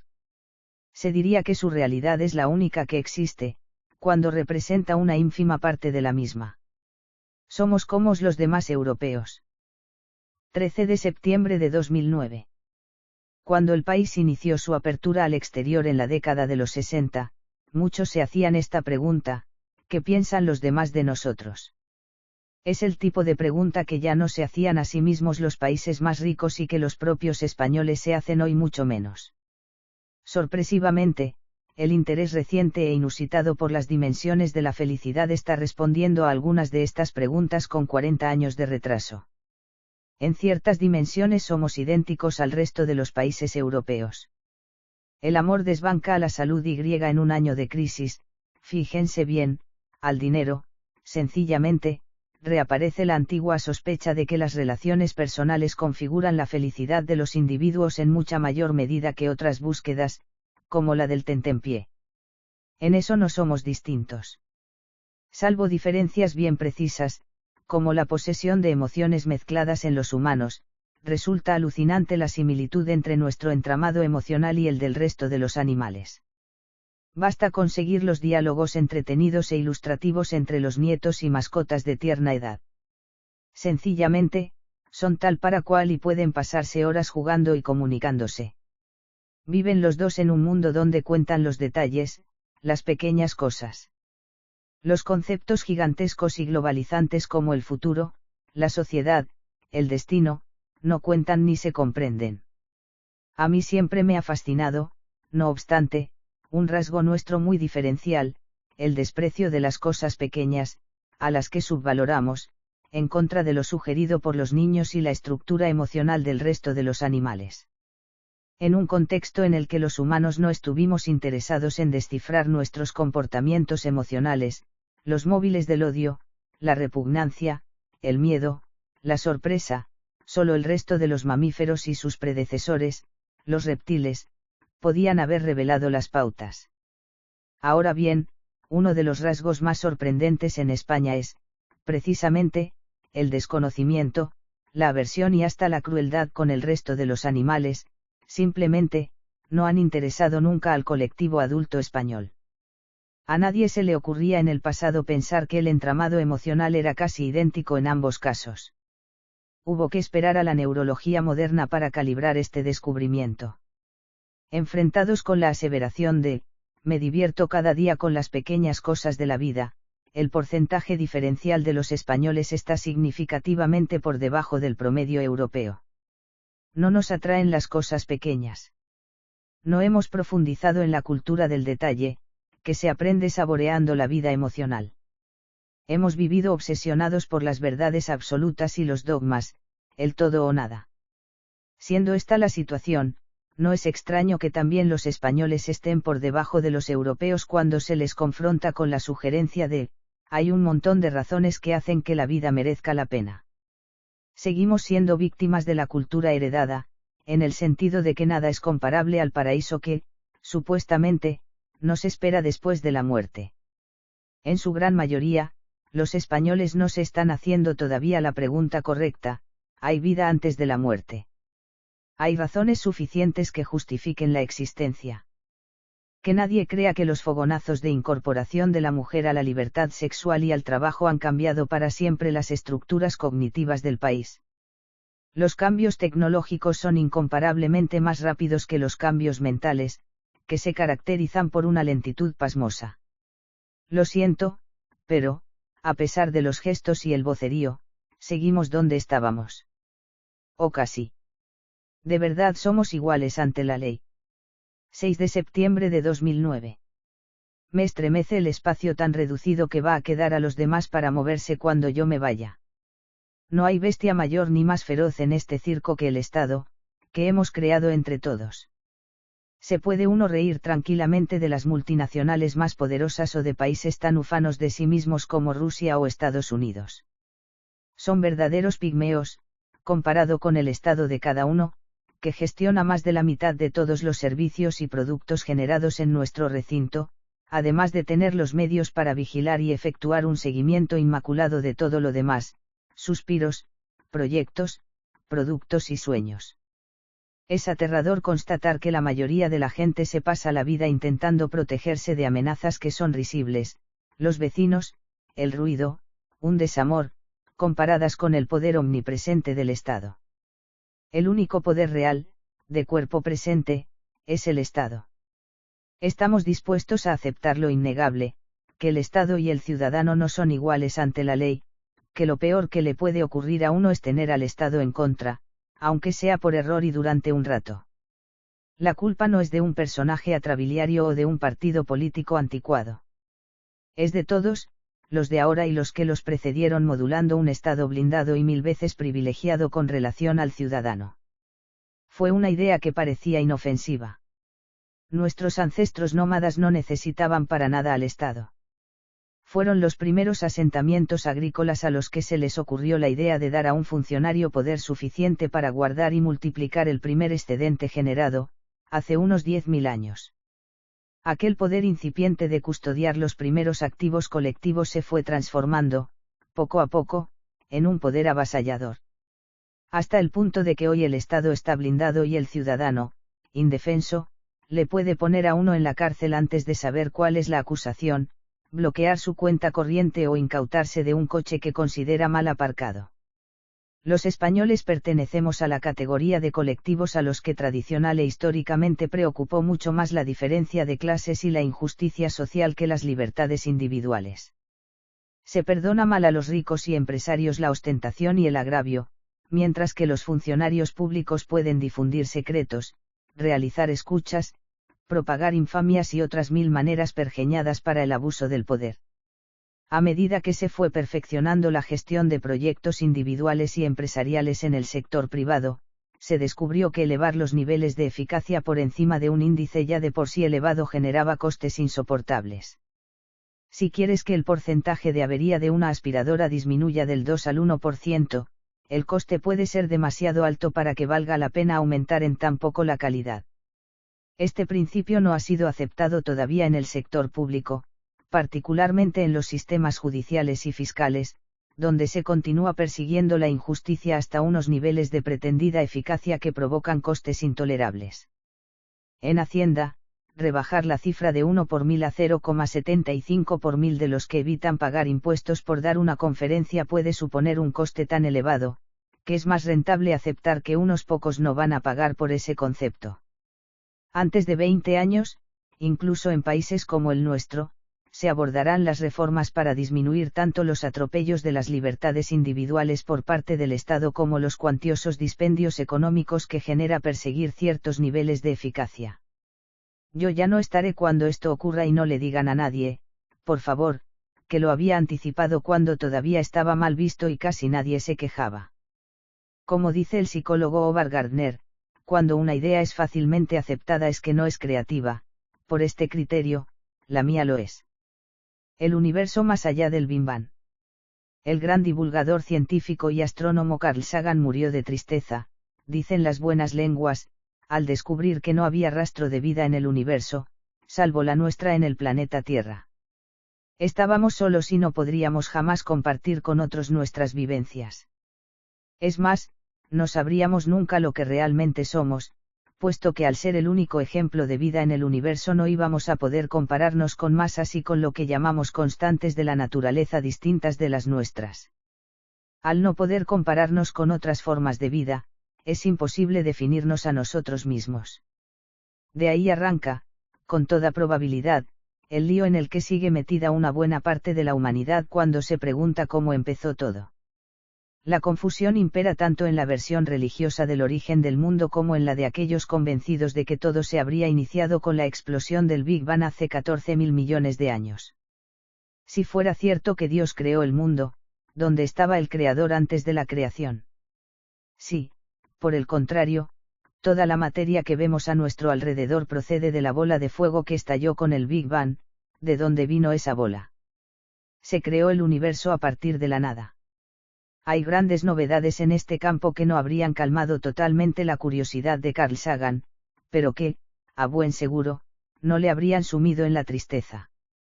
Ahora resulta que los cosmólogos más prestigiosos tienen el sentimiento de haber podido demostrar que ya podemos abrir nuestra mente a universos que se expanden exponencialmente más allá, pero junto al nuestro. No solo hay varios universos, sino que algunos, entre el número infinito de ellos, son idénticos al nuestro, con mujeres, hombres, perros y murciélagos calcados a los que conocemos. Estamos aludiendo a la versión más moderna de la famosa teoría de la inflación eterna del universo divulgada por científicos como Alexander Vilenkin. Una teoría que fascina, simplemente, porque de un solo golpe nos permite entender por qué el universo es tan gigantesco, por qué se expande alocadamente, por qué estaba hirviendo al comienzo y cómo pudo salir de la nada o, más bien, de un pedazo microscópico de material marcado por la fuerza de la gravedad repulsiva. Ese es el aspecto positivo del nuevo descubrimiento. El rasgo más desalentador de la nueva explicación cosmológica es que no solo no somos el centro del universo, ni lo es el Sol, la estrella en torno a la cual giramos, sino que tampoco somos el único exponente, como creíamos, de vida en el universo.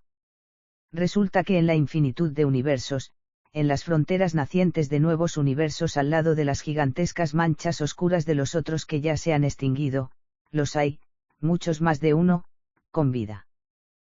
Como la nuestra o distinta. No somos únicos en nada. Salvo en no querer cambiar de opinión.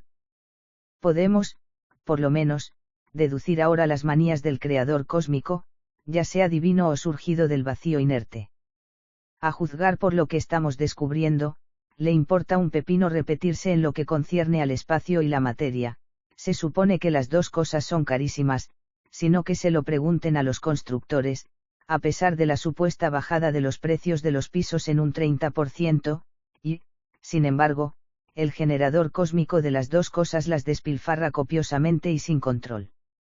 Hay quien deduce de esta situación una vocación por la belleza resultante de las matemáticas que presiden el desarrollo de las galaxias y de las moléculas cuando son simples y densas. Yo no estoy nada seguro. ¿Por qué nos agotamos en vacaciones? ¿En qué hemos cambiado después de tanto viaje, sol y alboroto? Está a punto de terminar el verano. Una hija mía acaba de llamar desde Birmania pidiéndome que le transmita a una hija suya de 11 años, ella está ahora, por ruletas veraniegas, en Boston, Estados Unidos, que no la puede llamar porque en aquel país no hay móviles. Cuando encuentre un centro de internet le enviará un mensaje. Otra nieta mía de 7 años está encantada descubriendo la costa del Atlántico y sus antepasados franceses. Con toda su familia, ha desembarcado en casa de mi atareada hija mayor, que nació en París y sigue viviendo en Francia. Si siempre dio la impresión de estar abrumada, ahora está literalmente desbordada. La amiga de una amiga mía acaba de regresar de vacaciones en Málaga con sus 3 hijos y el marido. Habían concertado las vacaciones junto con otra pareja, también con 3 hijos. Qué contenta estoy, no puedes imaginártelo, de haber vuelto. Como mi casa no hay nada, le dijo. No me digas que los niños tampoco lo han pasado bien, le inquirió su amiga. Los niños no se han aburrido ni un minuto, son ellos los que disfrutan las vacaciones. La primera conclusión, cuando se intenta analizar lo que le pasa por dentro a la gente cuando se va de vacaciones en verano, es que solo los niños lo pasan realmente bien. Ellos todavía son curiosos y se distraen buscando el humor, el reconocimiento y el amor del resto del mundo. Los adultos siguen con su estrés, al que no tienen más remedio que añadir el ruido de otros núcleos humanos. Su gran alegría consiste en redescubrir su hogar. Habían olvidado lo bonita que es su vivienda, lo simpático que es su barrio y la suerte que tienen con las tiendas de al lado de casa. Hay un segundo grupo, bien diferenciado, que no toma vacaciones en agosto. Son los jóvenes que viven en lugares frecuentados por los turistas, como la costa. En agosto es cuando trabajan de canguros, camareros y en centros de entretenimiento, pueden amasar unos ahorros que les permitirán ir de vacaciones en septiembre, arreglar la moto o matricularse en un curso extraordinario. ¿En qué consiste la mayor amenaza del mes de vacaciones? La costumbre inveterada que tiene la gente de hablar, que se acrecienta en verano.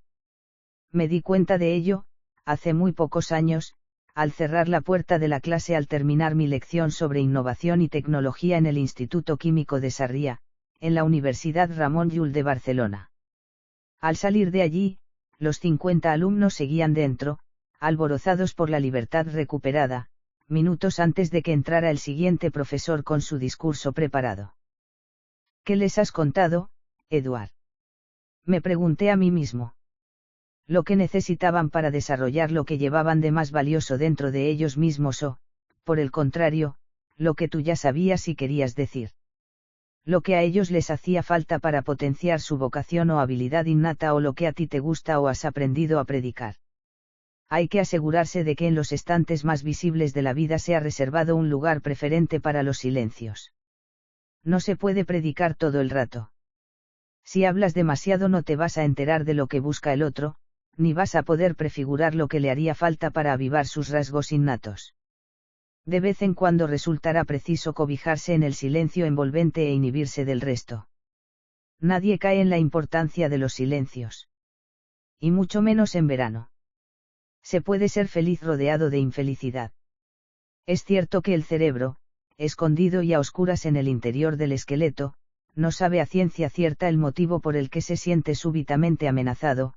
Se trata de un mamut lanudo, una congestión de tráfico o un estrés mental exagerado.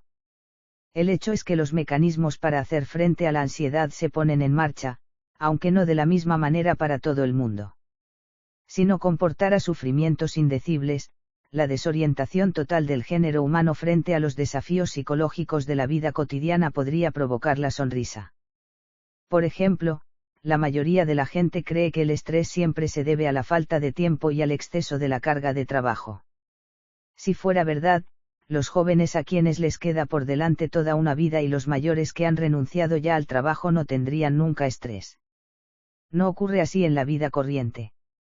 Una de las situaciones menos estudiadas y más comunes, sin embargo, es la de las almas supuestamente sensibles, a las que la pobreza y el dolor de los demás hace vivir con amargura. Puede haber una situación más digna de compasión y hasta de admiración que la de aquella persona susceptible de empatizar con el dolor de los demás hasta tal punto que el solo conocimiento de la desdicha en que han caído los otros puede amargarles la vida a ellos. Una amiga muy inteligente, eso sí, siempre amargada por las razones hasta aquí esgrimidas, me expresaba sus sentimientos con estas palabras: la felicidad no viene solo de dentro. Hay gente a la que le ha tocado vivir una realidad vital penosa y desesperante, no se puede negar esto. Y el dolor de estas personas, aunque no las conozcas, también es mi dolor. Cuando intenté hacerle ver que al asumir el dolor de los demás como propio se agranda la masa del dolor perceptible, más gente se hace infeliz, me replicó: es verdad, estoy llena de odio hacia quien hace daño a los demás o a la naturaleza por egoísmo o avaricia.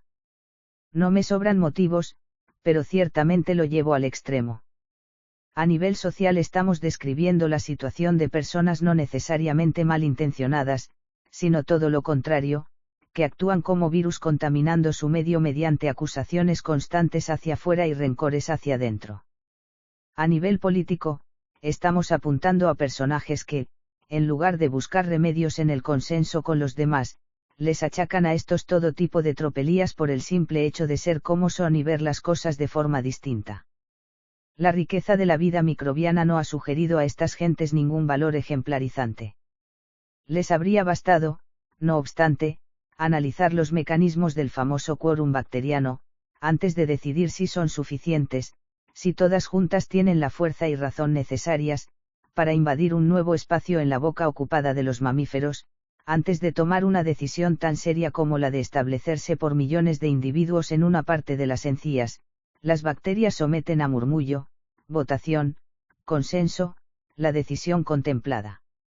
El dolor de los demás no es razón suficiente para amargarse la vida y amargársela al resto.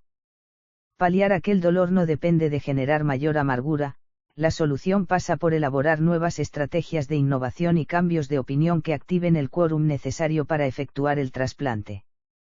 El propósito de cambiar el mundo no pasa por estigmatizar a la otra mitad y repartir, como los virus en un organismo, las agresiones y el mal humor.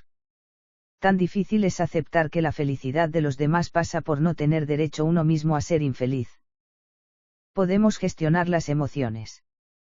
Fue el descubrimiento más desconcertante hecho jamás, pieza clave de la llamada revolución científica en pleno Renacimiento.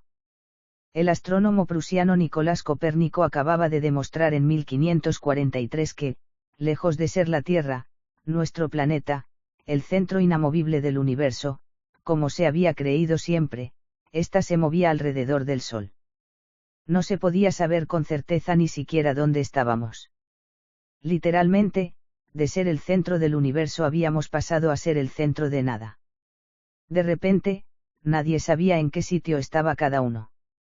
Los humanos, desde luego, se quedaron sin morada cierta. Es más, muchos científicos están convencidos ahora de que existen no uno, sino varios universos. ¿Cuál será la próxima gran revolución que nos va a desconcertar a todos? El descubrimiento científico que nos dejará sin palabra de la misma manera que Copérnico nos dejó sin un lugar seguro.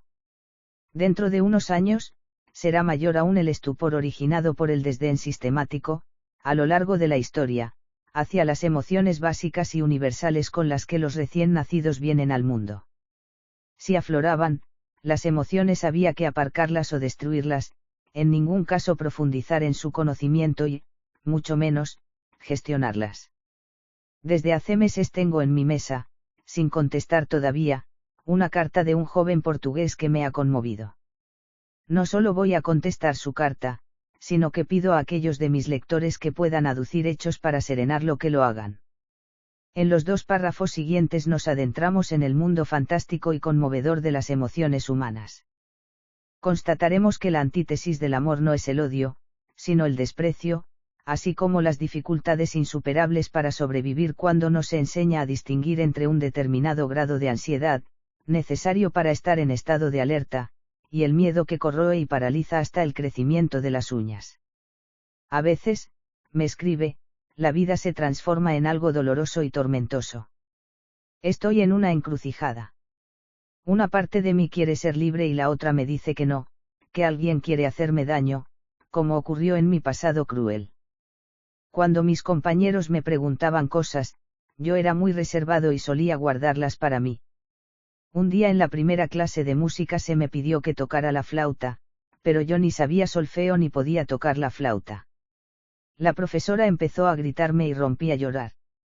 A raíz de esto, los demás estudiantes empezaron a meterse conmigo en el recreo, me daba vergüenza de mí mismo porque me paralizaba el miedo. Al año siguiente me ocurrió algo parecido. Se nos había pedido que leyéramos un libro que luego debíamos presentar en clase. Lo intenté de veras, pero el miedo se apoderó de mí y me puse a llorar de nuevo. A partir de ahí me aislé de los demás estudiantes por vergüenza, porque estaba seguro de que me despreciaban. Los evitaba. ¿Por qué me pasaba esto? Tal vez porque un hermano mayor me pegaba cuando le faltaba el respeto, creo que esta violencia me infundió el miedo de hablar, pero no lo culpo a él de lo que me sucede. Uno de los individuos a los que tengo más miedo me ha soltado, ¿por qué no te mueres? Estoy convencido de que alguien del pasado me querrá matar si me ve feliz porque está acostumbrado a verme infeliz, con miedo, avergonzado, sin hablar con nadie. No sé si debo intentar vivir libremente mi vida, ir tranquilamente por la calle despreocupado, porque sé que ese individuo me odia. ¿Qué debo hacer? Encerrarme en casa por miedo a salir.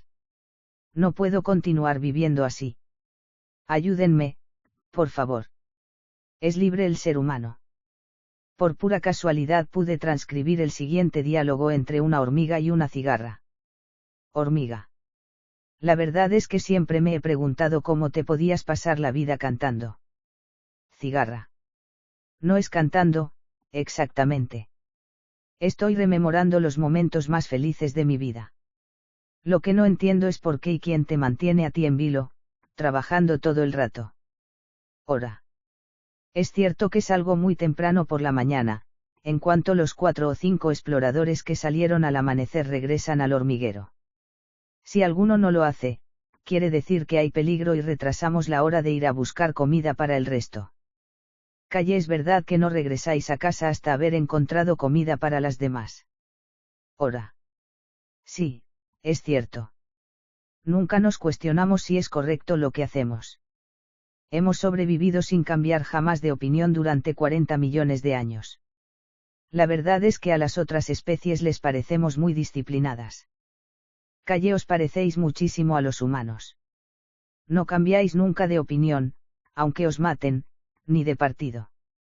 Estáis convencidas de que sería una indignidad dejar de ser quienes sois. Hora. Ya sé. Vosotras sois como muchos primates, podéis cambiar de opinión como si tal cosa. En nuestro hormiguero, todo está mucho más reglamentado. No tanto como los humanos, porque nosotras solo nos organizamos a nivel local, sin que haya guardias urbanos ni de seguridad. El hormiguero se las arregla para sobrevivir como un colectivo más inteligente que nosotras tomadas individualmente. Calle, ahora que lo dices, es cierto que el sistema organizativo de los homínidos es lo más espantoso que he visto nunca. Pobre gente. Hora. Al andar casi siempre a ras de suelo, no llegamos a poder seguir la vida cotidiana de los humanos, nos pueden pisar y no solemos ver más allá de sus botas. Calle, nosotras los vemos desde arriba, no se nos escapa casi nada y, cuando hay un obstáculo para verlos, cambiamos de rama. Desde que nacen hasta que mueren están al servicio de lo que ellos llaman el Estado-nación. En cuanto alcanzan la mayoría de edad, mucho antes de que se haya desarrollado totalmente la neocorteza cerebral, que les permite planificar por su cuenta, empiezan a pagar impuestos y lo siguen haciendo después de muertos, mediante un impuesto que llaman de sucesiones y que debieran llamar de la muerte. Hora. La verdad es que transcurren millones de años sin que rechisten. Aguantan lo indecible. Les quedan ya muy pocas libertades. Desde luego, su Estado-nación está blindado frente al ciudadano, al que hacen la vida imposible. Me han dicho que el Estado tiene sus propios tribunales de justicia y abogados del Estado pagados, como su nombre indica, por el propio Estado. El ciudadano está desamparado. Calle, supongo que habéis reflexionado muchas veces cómo han atentado contra un derecho que para vosotras es fundamental, me refiero a la libertad de circulación. Vosotras las hormigas no podríais, literalmente, vivir sin recorrer kilómetros todos los días y aparcar donde os dé la gana. ¿Os habéis fijado cómo les han suprimido la libertad de circulación a los humanos? Hora. Yo flipo cuando lo veo. Cada tanto y cuanto los obligan a disminuir su velocidad. Si se paran en mitad de la calle, aunque sea para recoger a un enfermo, viene un señor con una gorra que les pone una multa, la multa se incrementa si a los pocos días no han ido a pagar. Desde luego, nuestros hormigueros no habrían podido durar 40 millones de años con la mitad de las cortapisas con que limitan los humanos su libertad de circulación. Eduardo Punset. Los últimos pasajeros de mi taxi. En el último fin de semana como taxista he tenido clientes que no acaban de sorprenderme. He aquí una muestra. Un viajero joven, de apariencia muy nervioso, con toda la pinta de ser un detective privado, empezó asegurándome que la policía estaba analizando unos cabellos que, al parecer, había arrancado la víctima al asesino, antes de morir. El culpable, lo rumorea todo el mundo, me dijo, es uno de 2 gemelos univitelinos. El drama radica en que al ser gemelos será imposible descubrir cuál de los dos ha sido el asesino, susurró en voz baja. Se equivoca usted de lleno, le interrumpí, ¿ha oído hablar de la epigenética? Pues ahora resulta que las últimas investigaciones científicas están demostrando que ni el código genético es el único factor responsable de nuestra conducta, ni es impermeable a lo que ocurre en el entorno. Por encima del ADN interviene otro código que dictamina cómo se leen los genes. Nada más nacer puede que la dieta sea distinta, el entorno emocional singular para uno de ellos, hasta el aire que respiran puede marcar diferencias en el código genético. Pero eso significa que gracias a lo que usted llama epigenética va a ser posible detectar al asesino, refunfuñó pensativo y desapareció sin pedir la cuenta. El siguiente cliente fue, a la vez, más común y atractivo, una joven embarazada que pedía a gritos que le aliviaran sus niveles de estrés. Estaba camino de la maternidad para dar a luz y no se me ocurrió otra cosa, para calmarla, que preguntarle si sabía qué tipo de parto iba a tener. Cuando me replicó que no lo sabía, le expliqué que una gran especialista en psicobiología perinatal del Imperial College de Londres estaba culminando ahora unos experimentos muy interesantes sobre el impacto de la ansiedad durante el embarazo sobre la fisiología del bebé.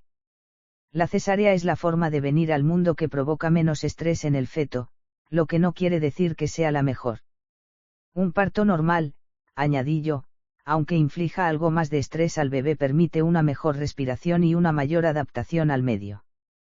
Su respuesta fue que esas consideraciones aumentaban su ansiedad y me rogó que llegáramos cuanto antes a la maternidad, con lo que, por desgracia, no tuve tiempo de explicarle en qué medida, según los experimentos de la científica británica Vivette Glover del Imperial College, los niveles de ansiedad durante el embarazo afectaban la condición de hiperactividad del futuro niño.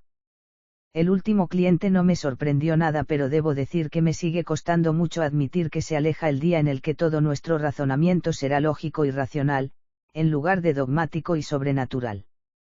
Se subió al taxi un opositor que me hizo volver a la calle de donde habíamos salido 10 minutos antes, porque se había olvidado de la pluma de su abuelo. Yo le presto encantado una pluma, le dije, aunque ello me supusiera una carrera más corta. No hubo nada que hacer. La pluma del abuelo era literalmente sagrada y no podía pasar un examen sin ella. La experiencia se lo había comprobado.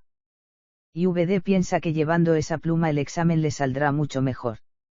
Se lo dije con mi aire más resignado. Era obvio que nuestro radar racional solo funciona de vez en cuando y que, durante la mayor parte del tiempo, lo que impera son cosas como toca madera, cuidado con el número 13, siento en la espalda que me están mirando dos ojos, o esto ya me había pasado otra vez exactamente lo mismo. Las transformaciones de la sociedad.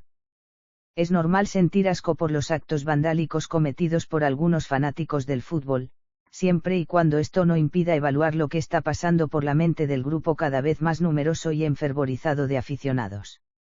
Resulta, sencillamente, absurdo que los antropólogos y psicólogos no evalúen hechos tan singulares como la solidaridad repentina entre partidarios de equipos rivales como el Athletic de Bilbao y el FC Barcelona.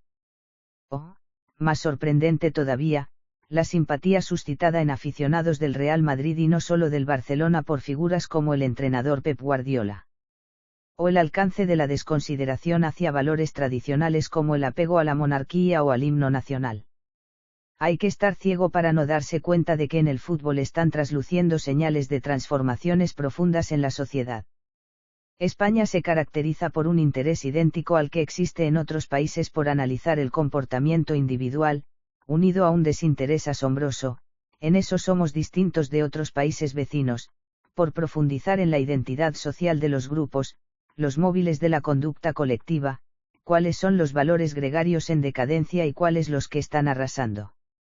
Se sigue escarbando en los parámetros sexuales, estéticos, laborales o morales de las personas en las consultas de los expertos, pero nadie o muy pocos intentan analizar las transformaciones que se están produciendo en colectivos como los gallegos, andaluces, catalanes o el conjunto de los españoles. ¿Qué está ocurriendo con lo que los expertos llaman la identidad social? Se sienten más afines o más alejados de su identidad nacional, se han aproximado a valores agresivos legados por nuestros antepasados los chimpancés o, por el contrario, prevalecen ahora valores eróticos que heredamos de otra especie afín como los bonobos, qué ideas se están extendiendo y cuáles desapareciendo. Puesto que carecemos de estudios, incluso preliminares, que indiquen la naturaleza de lo que somos ahora, en lugar de lo que éramos antes, nos tendremos que basar en indicios y ser particularmente cuidadosos de no confundir, al buscar las causas, la coincidencia de fenómenos distintos con relaciones de causalidad. Los sentimientos autonómicos se han exacerbado al tiempo que disminuía el sentimiento de solidaridad nacional. ¿Alguien cuestiona esta coincidencia? No es probable. Ahora bien, otra cosa es afirmar sin pruebas que lo primero ha sido la causa de lo segundo. Con esas salvedades, yo invito a los científicos a comprobar si los siguientes cambios en la identidad social son realidades nuevas o, simplemente, suposiciones infundadas. 1. Los forofos del fútbol son hoy mucho más numerosos de lo que eran antes. Si alguien quiere palpar algún indicio novedoso, le bastará con mirar las fotografías de jóvenes adictas con idéntico fervor que los jóvenes adictos. No ha disminuido, por ello, la juventud interesada por las nuevas tecnologías o la ciencia, ha aumentado, y si no que se lo pregunten a Google. Lo que es evidente y palpable, lo digo, ya, es el desapego, cuando no el asco, del sector de la población que ha dejado de interesarse por la política. 2. Las pruebas futbolísticas de solidaridades inusitadas entre colectivos que siguen siendo adversarios realzan la sugerencia de científicos como Steven Pinker de que nos estamos alejando de los patrones de agresión y acercando a los de convivencia. Somos menos agresivos y más altruistas de lo que éramos antes. 3. En el mismo sentido apunta el cambio más trascendental de los tiempos modernos, la liberación sexual y social de la población femenina. Los científicos están constatando que, gracias a ello, sabemos ponernos más fácilmente en el lugar del otro y que el aprendizaje emocional es tan necesario como el académico.